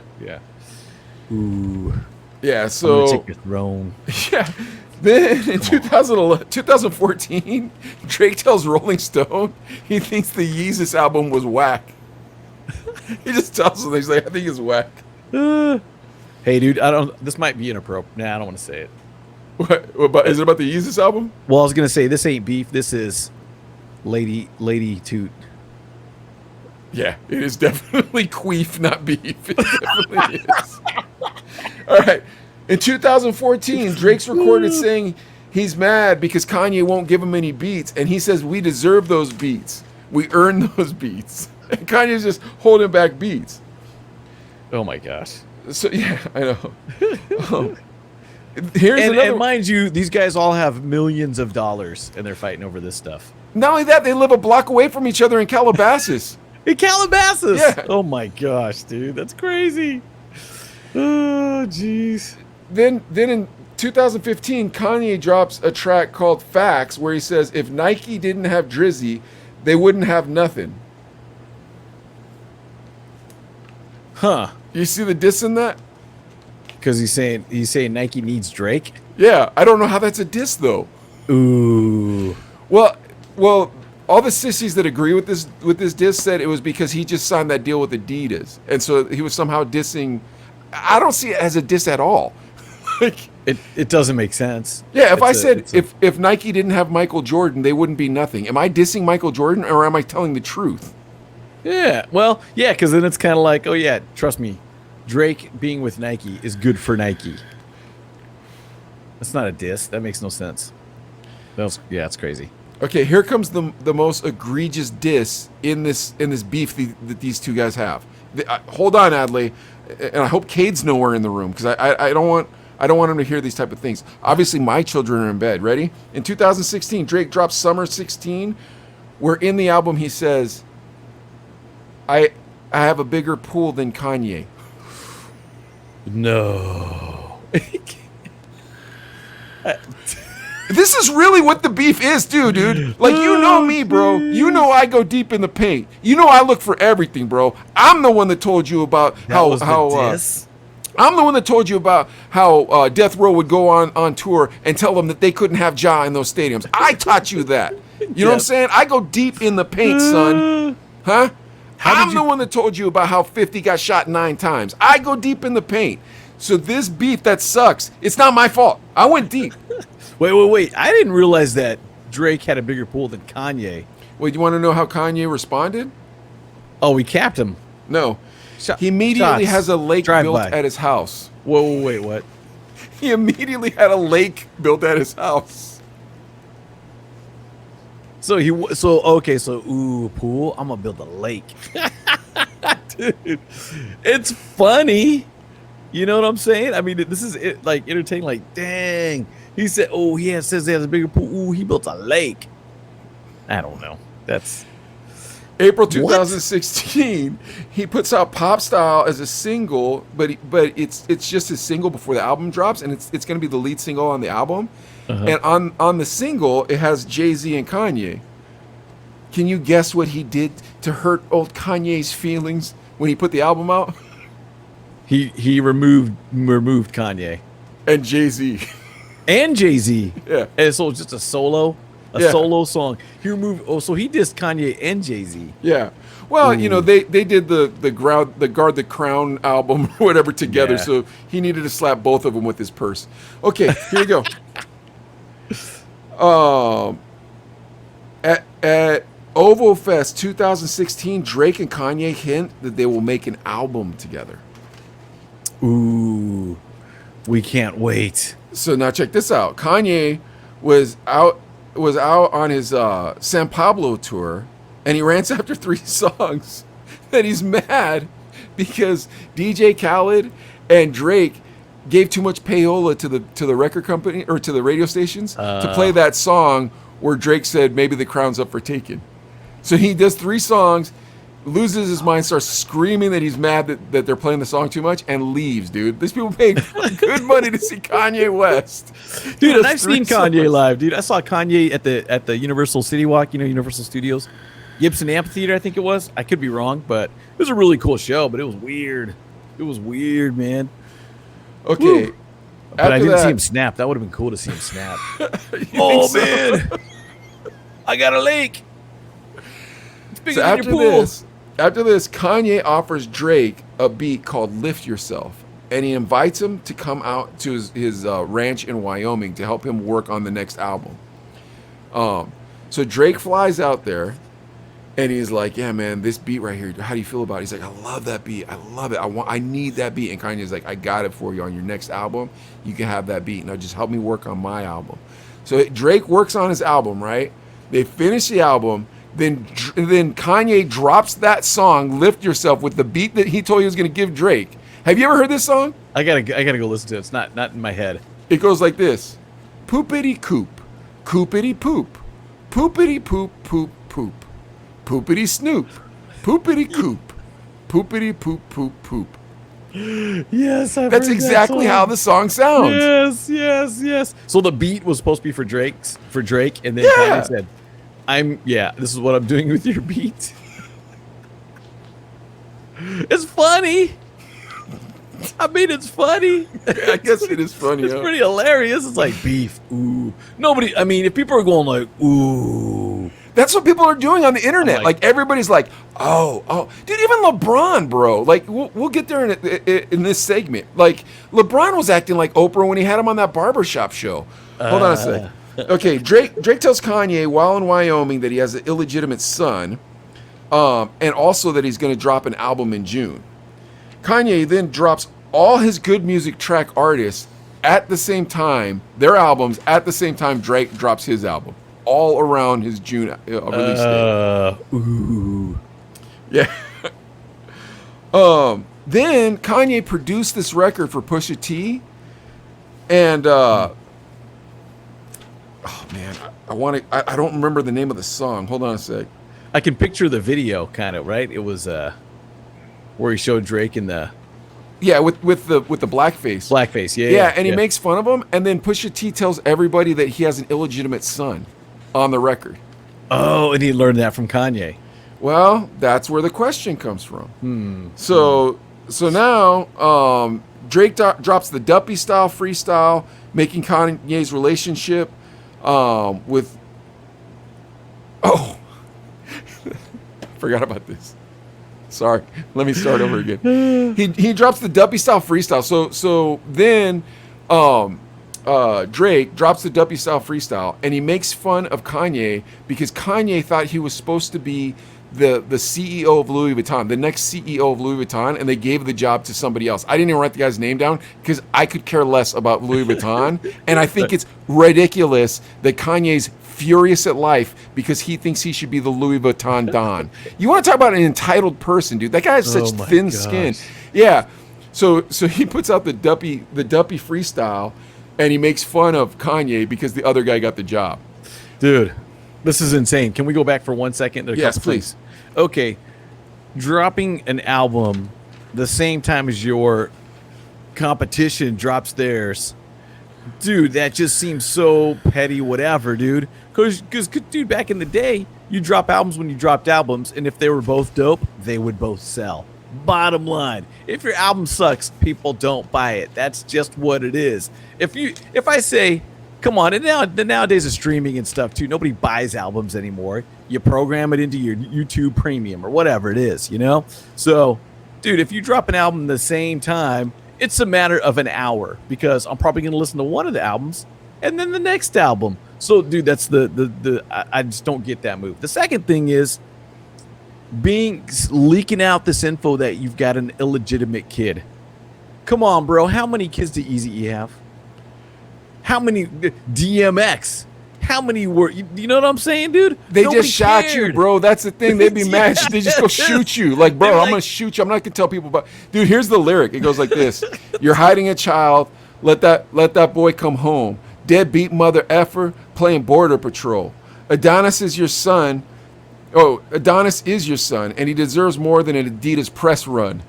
That's what Pusha T said. It's like, come on, dude. Yeah, I got kids. There's a song called "Who Dat Is," My Baby Mama. If you remember that song, it was because rappers had baby mamas. That's what they did.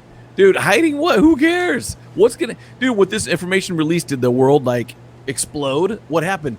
Oh my gosh, Drake. We thought he was so innocent and everything, and now he's got an illegitimate dude, come on, it's called life. Things happen. It's like that's dude. I would I wouldn't care. If I was Drake, I'd be like, cool. I mean, these people are mad about everything I'm I'm a telling you, rapper. and I'm telling you, I was looking for something that was actual beef. Then Drake replies with an Instagram post where he mentions Kanye's family and puts purple demons next to it.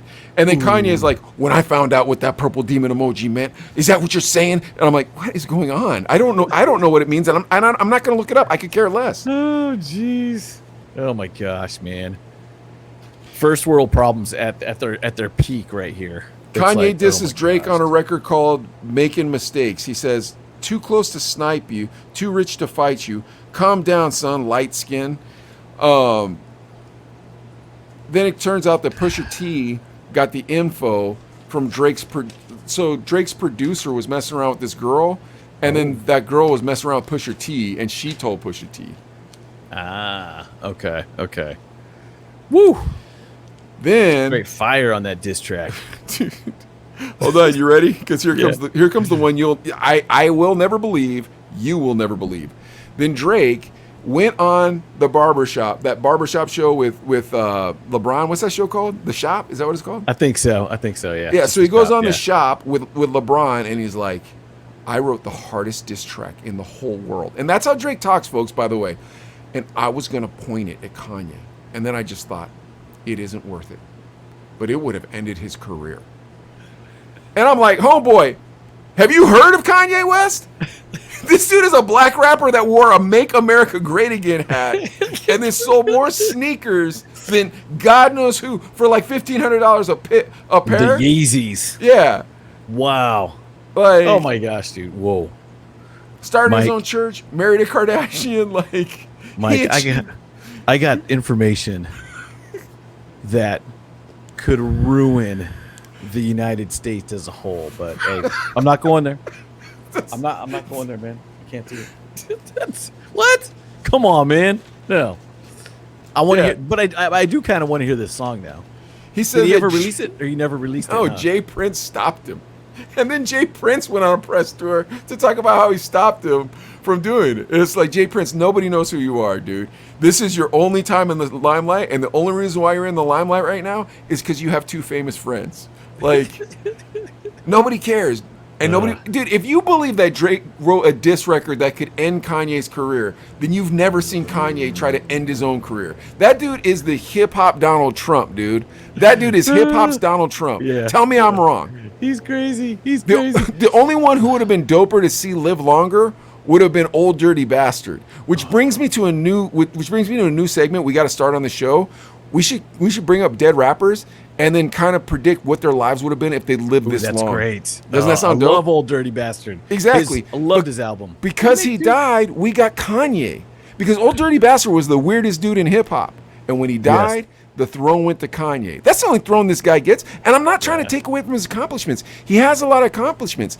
Grow some thick skin, dude. Stop getting mad all the time. And if it's mental issues, which I can understand a lot of people do, figure out the right medicine, man. Yeah, there's help. There's help for that, man. Oh my gosh, dude. Dude, I mean, and I'll be honest, dude. I think Drake is super talented making music. I think Kanye is super talented making music. But just make music then. You know what I mean? Beef? Come on. And it's a weird beef. That's the Yeah. part that I'm having a problem with. In 2018, Drake drops "In My Feelings." Do you remember that song? Yeah, that was a good song.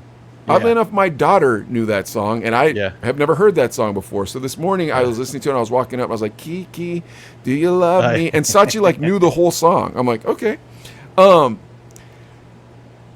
Do you know what Kim Kardashian's nickname is? Is it Kiki? Yes. Her family calls her Kiki. She put out a lipstick shade called Kiki. Like, everybody knows her nickname, her family nickname is Kiki if they're close to the family. Yeah. That's a diss, but come on, dude. Back in our day, say someone wrote a poem or something or did some graffiti or tagged up the wall like, I'm doing so-and-so, and you're like, that's my girlfriend. You'd be like, whoa.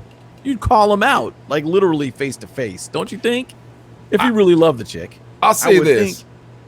The big timers say, your wife is my baby mama. Like, that's how you diss somebody. You don't put some subliminal nickname in there.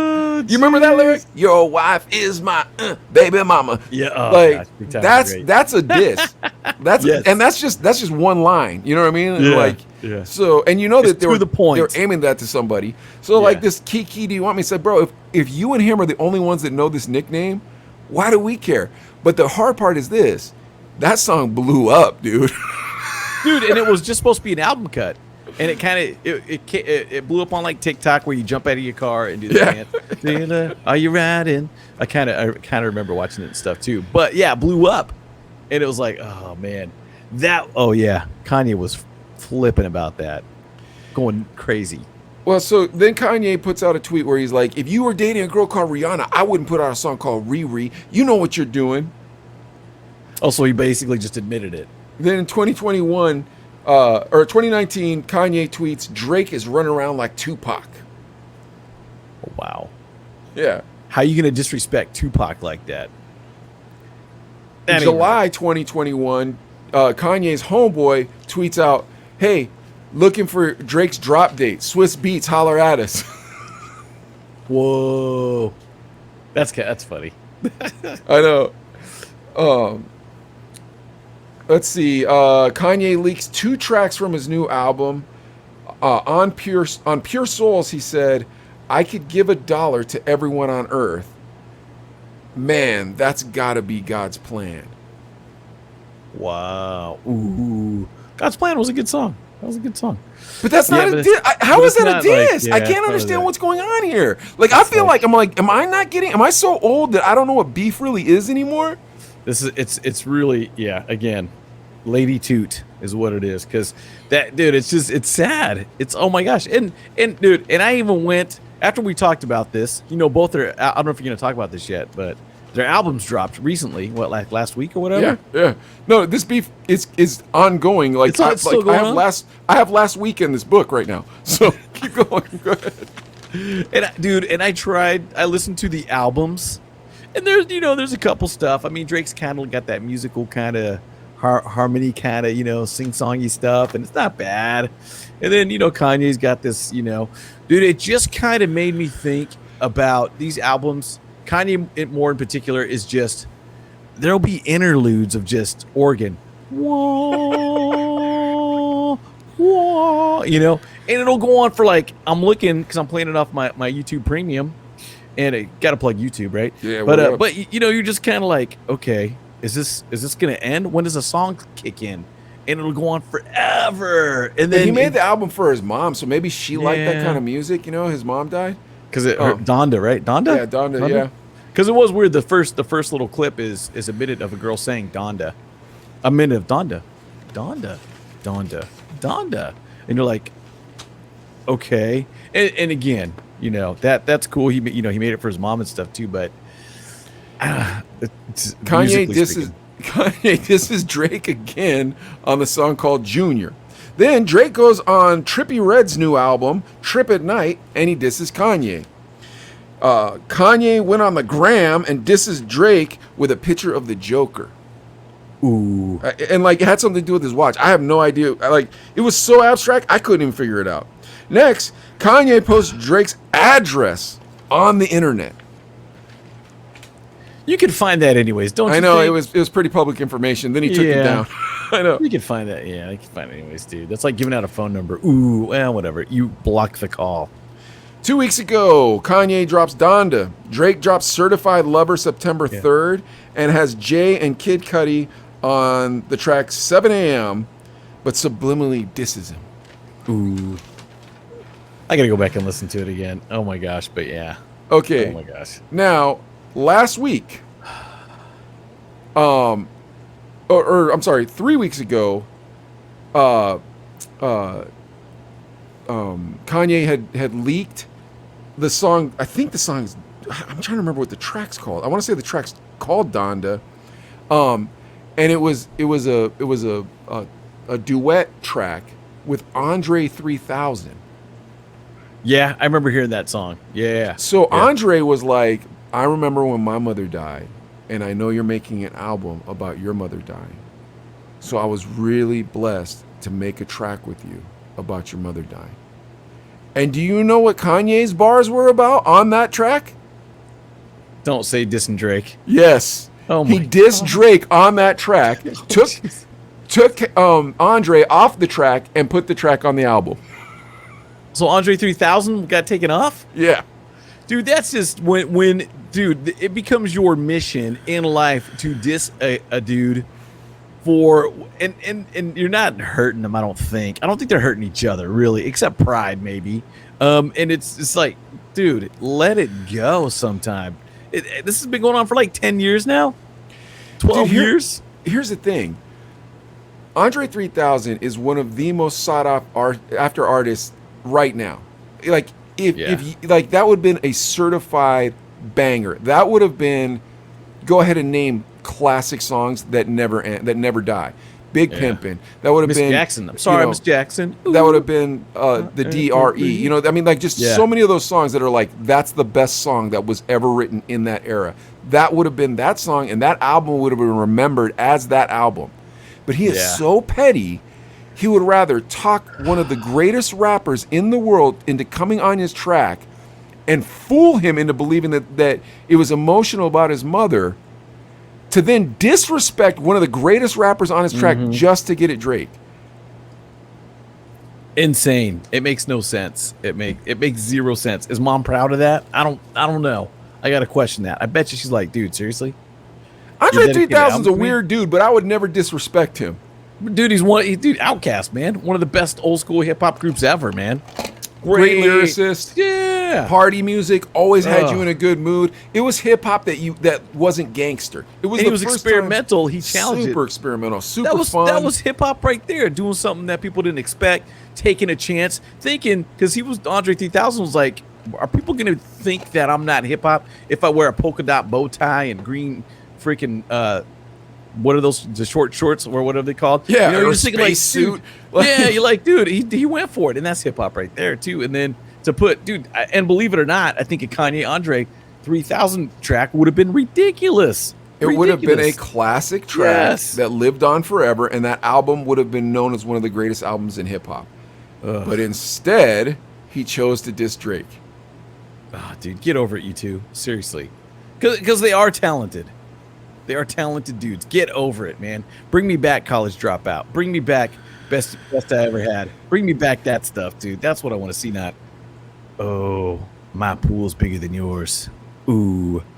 I'm not digging that. Here's that's the just thing. sad. Like, it's so lame. Yeah, it's so lame. It's like, okay, like, stop having such egos. You guys are super fortunate to have been at the right millisecond time of the right millisecond time. Your talent didn't completely get you there. Like, you've been tremendously lucky. Now look back on life and thank God. Because you know who else, you know who does that? Jay-Z. You know who does that? Rev Run. You know who does that? Rakim. You know who does that? Raekwon the Chef. Like, all the greats just look back on life and are like, thank you that I got that. Yeah. Absolutely, man. Instead, who's got a bigger pool? Is that what's important now? Is that where you've gotten to in your career after making actually a lot of great music? You're like, ooh, yeah, I'm gonna drop my album, and everybody on my label. We're gonna drop all our albums the same day as yours, just to mess with you. It's like, yeah, it's petty. And it's not smart. It makes zero sense. It's not strategic. It's not dissing nobody. If Drake or Kanye are losing sleep because of these disses thrown at them, that is sad. You know what I'm saying? That just doesn't make any sense. You got to get over that. Get over it. Get over it. Or start fighting. Yeah, that's one way to get over it. Stop being a sissy. Get over there, Kanye. What? Are you hard or are you not hard? Because you always act hard in front of reporters. Go over there. Be like, Come look, on, bro. Degrassi. Yeah. Put it down, man. Exactly. Basketball. I'm about to sock you right in the head. No basketball. I'm like, fight. Fight like go men. Down. Oh my gosh, dude. Yeah, it'll never happen though. That won't happen. I would love to see that. I'd pay on a pay-per-view to see them two in like a UFC fight or get in the ring. I'd pay to see that. Yeah, they wouldn't do it. They wouldn't do it. There's no way. And be done with it when you're done with it, and buy each other a beer. Yeah. With this hitting me with your purse, we're done, bro. I don't even know why I did this. Like, it sucked. I'm like, there's got to be something here. There's got to be drugs. There's got nothing. Yeah. But an illegitimate son. Come on, man. Yeah, I don't think that's that big a deal. I don't think it's a big deal either. I don't think it's a big deal. It's like a lot of continuation high schools have daycares. All right, go on. Let's wrap this up with the news, man. We got more bad news around here about this crazy government and all this stuff. Give me some news, baby. What do you got? Well, one thing I wanted to talk about was Nicki Minaj and DJ Prospect checked in. We never said hi, but yeah, we did. I said hi. I did say hi. But Nicki Minaj, gosh darn it, I'm gonna read it off my phone. Hope you guys don't mind. But here was her tweet that started it all, and it was about, she was like wondering like, do I take the vaccine? Do I not? But this is what she said. She hold on, wait. Tweeted this. So this is in the news. This is big news in the news, and it's about the vaccine, the COVID-19 vaccine, and Nicki Minaj. Correct? Yes. All right, correct. Go for it. My cousin in Trinidad won't get the vaccine because his friend got it and became impotent. His testicles became swollen. His friend was weeks away from getting married. Now the girl called off the wedding. So just pray on it and make sure you're comfortable with your decision and not bullied. Swollen testicles, bro. All right, hold on. So the girl didn't she put out the song "Wet AP"? Is that? No, see, that's the problem too. Because when my first thought was go to Cardi B. Oh, that was my first thought too. I did the same thing. That kind of shows that Cardi B's kind of the relevant one, Nicki Minaj, and I love her music too. She was down with Drake back in the day too, and all that. I couldn't tell you a Nicki Minaj song to save my life. Nicki you put Minaj, a gun in my mouth, and you're like, she remade Anaconda. My Anaconda don't want. No, she I don't remade know that song. You know what? No. I was like, no, I got one. That Maroon 5 song, and I was like, where she goes, so when are you gonna call me Carly? And I'm like, oh no, that's Cardi B. Never mind. Yeah, Cardi B. But Nicki Minaj is the other one. She's popular, but Cardi B kind of came in and kind of overshadowed her a little bit, I think. But dude, so her swollen testicles. Her cousin in Trinidad got swollen testicles from taking the COVID vaccine. Yeah, and impotent. And his fiance left him. His fiance's like, well, if you're impotent, one, and two, your balls look all swollen, I can't go through with a wedding. So, you know what I mean? So you're kind of like, that's bad. So Fauci responded. Wait, hold on. Do you really think that happened? Well, I don't know. I mean, I guess. I don't know. You think Nicki Minaj's cousin in Trinidad has a best friend whose testicles got swollen from taking the vaccine? Why would Nicki lie? Impotent. Why would Nicki lie? You've gotten the vaccine, haven't you? Yeah. Any swelling? They're like, dude, that's just the left one at this point. No, I'm just kidding. You're not impotent. Dude, oh my gosh, dude. Oh, jeez. Yeah, I hope not. But dude, but here was kind of the people talking about Nicki after. It's like, Nicki, you're on this huge platform. You got 5 billion followers, whatever. And you're saying stuff like this, and we're trying to get people to take the vaccine. So that's when Dr. Fauci responded like, hey, Nicki, there's no science behind this. There's no proof. There might be some anecdotal information, but come on.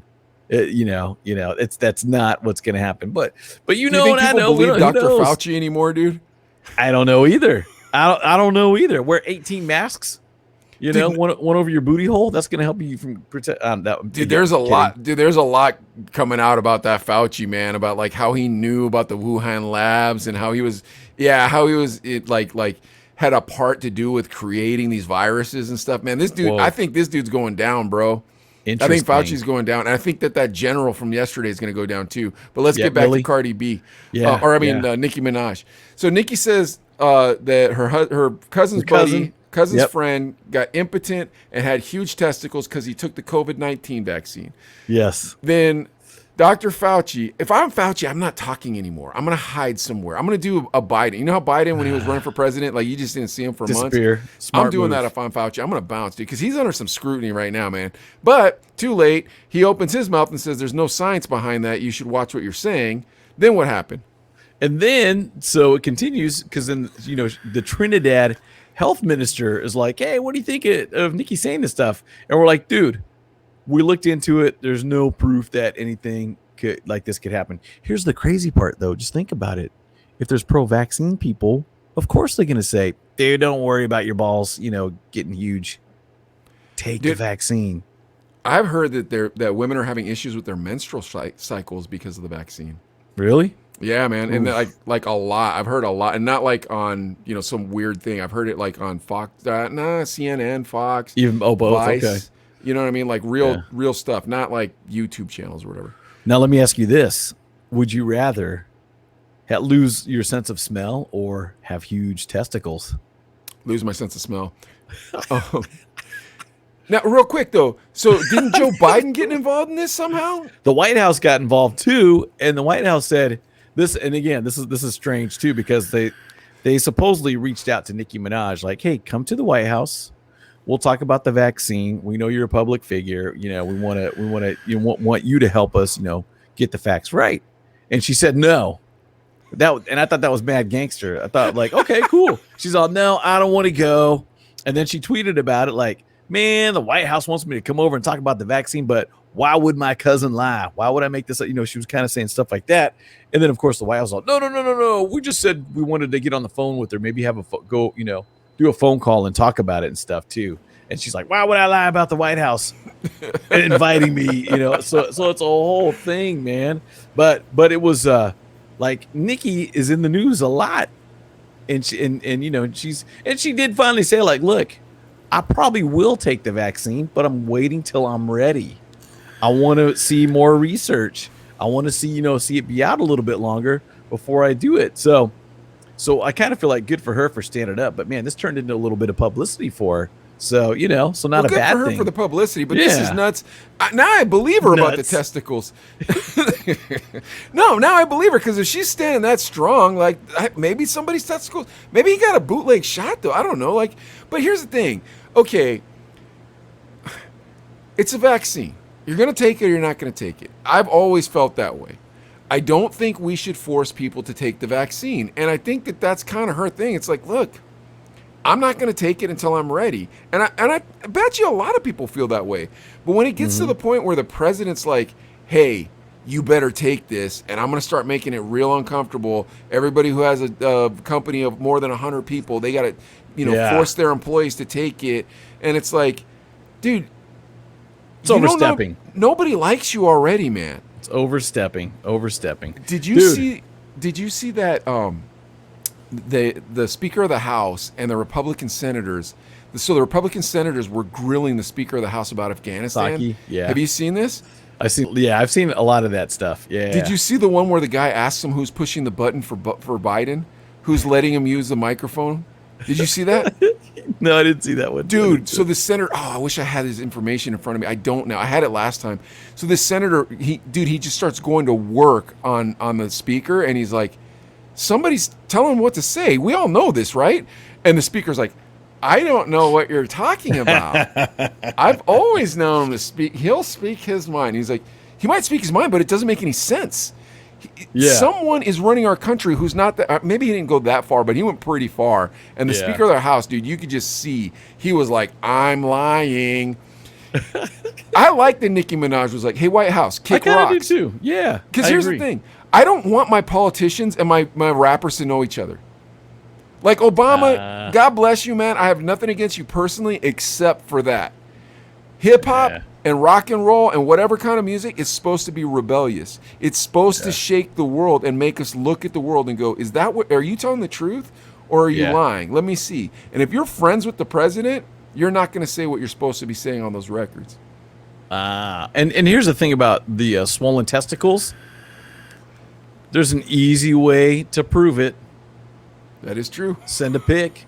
That's all you got to do. You don't have to. You can do it through the. I mean, if they're that. I mean, because I'm thinking like regular, swollen. Okay, no big deal. Whatever, dude. And the swelling go down. Put some ice on it. What do you do? But if it's like swollen, like coconut swollen, then yeah, prove it. I mean, I don't know. If swollen. If you want her to prove it that bad, my thing is, who cares? Dude, here's the thing. What happened to freedom of speech? Even if she's lying, we still have freedom of speech. You know what I mean? It's like, yeah, absolutely. And yeah, it's gonna cost you in Twitter follows, because I think she bailed on Twitter because they were blocking her stuff. But yeah, dude, just honestly, just take a picture of, like, I don't want to see him, but dude, if me and you were in our apartment back on Congress, and I was like, sketch, dude, I don't know, man, this testicle looks bigger than the other one. I'd be like, go to the doctor and don't show me. I'd say, well, hey, man, I took a Polaroid, so please leave me alone. I'm on the phone with the limousine company right now trying to get our other gay idea going. But dude, if it's true, there should be proof. You wouldn't have to show it, dude. If your testicles were that swollen, you could show them through the shorts. You could just be like, look at my shorts, and they'd be like, whoa, are you smuggling coconuts in your shorts? I'm not. And if someone wants to pat me down to prove it, feel free to do so. Just be gentle around here. But here's how this works. We have freedom of speech. It's our First Amendment right in this country. If she wants to say something that may or may not be true, she has the right to say it. I don't understand why all of a sudden we're getting to this place where it's like, stop talking. You're not allowed to say that. No more, dude. And don't tell me what I can and can't say. Dude, I had some girl come in the shop today, and she wanted to ramble on about this guy at her gym that goes to her gym who is mad about transgender people. And I'm kind of like, I don't want to have this conversation. I don't care. And I kept trying to speed the conversation along, and she kept trying to wrangle it back. So finally I had to lie and say I had to get on a phone call. Like, here's how this works. We all have freedom of speech. I have freedom to not listen also. You know what I mean? So if Nicki Minaj wants to say something, I'm not going to hear it because I don't listen to Nicki Minaj, and I'm not mad at her. It's just like, look, man, you don't want 50-year-olds listening to your music. That makes you uncool. The second I start saying an artist is hip that's in the top 40, I feel sorry for them because they're going to take a tumble because I've heard of them at that point. You know what I mean? Yeah. You're not cool. You're not underground anymore. You're not for the kids. Yeah, like, so Nicki Minaj, if you're going to say that, I hope you're telling the truth. And I got to assume by the way that you vibrantly defended your position that you did tell the truth. Then good for you saying that. But more importantly, I like that, because here's why. The White House was probably like, hey, come on, come down. And she was like, no, I'm a gangster. I ain't coming down. Yeah. Because she's for real. You know what I mean? That's respect. She's the real one. I agree. You know That's respect too. So, and then they try to lie on that. No, we did. We said we'd make a phone call.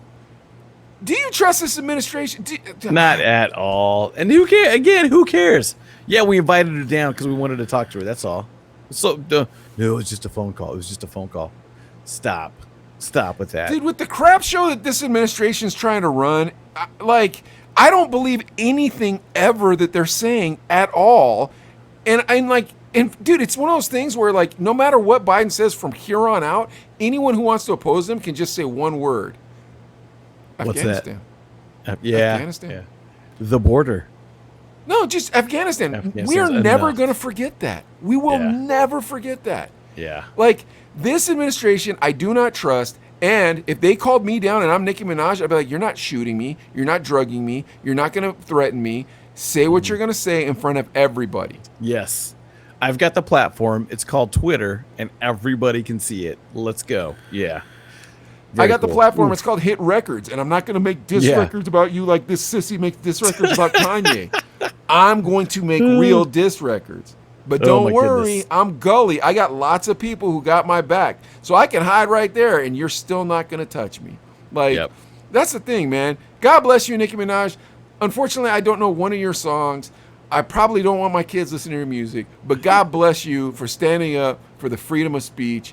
I agree with you 100%. Big ups to Nicki Minaj, and big ups to the Chino Brothers. If you're not following us already on YouTube, please follow us on YouTube. We're at 132 followers right now. Really? Nice. Yeah. YouTube, please stop suppressing our videos. Please, YouTube, blow up our Birdman and Young Wayne video. And that's it, everybody. Thank you so much for watching the Chino Brothers. Please subscribe to us on YouTube and watch that Birdman video. All right. See you soon. Later.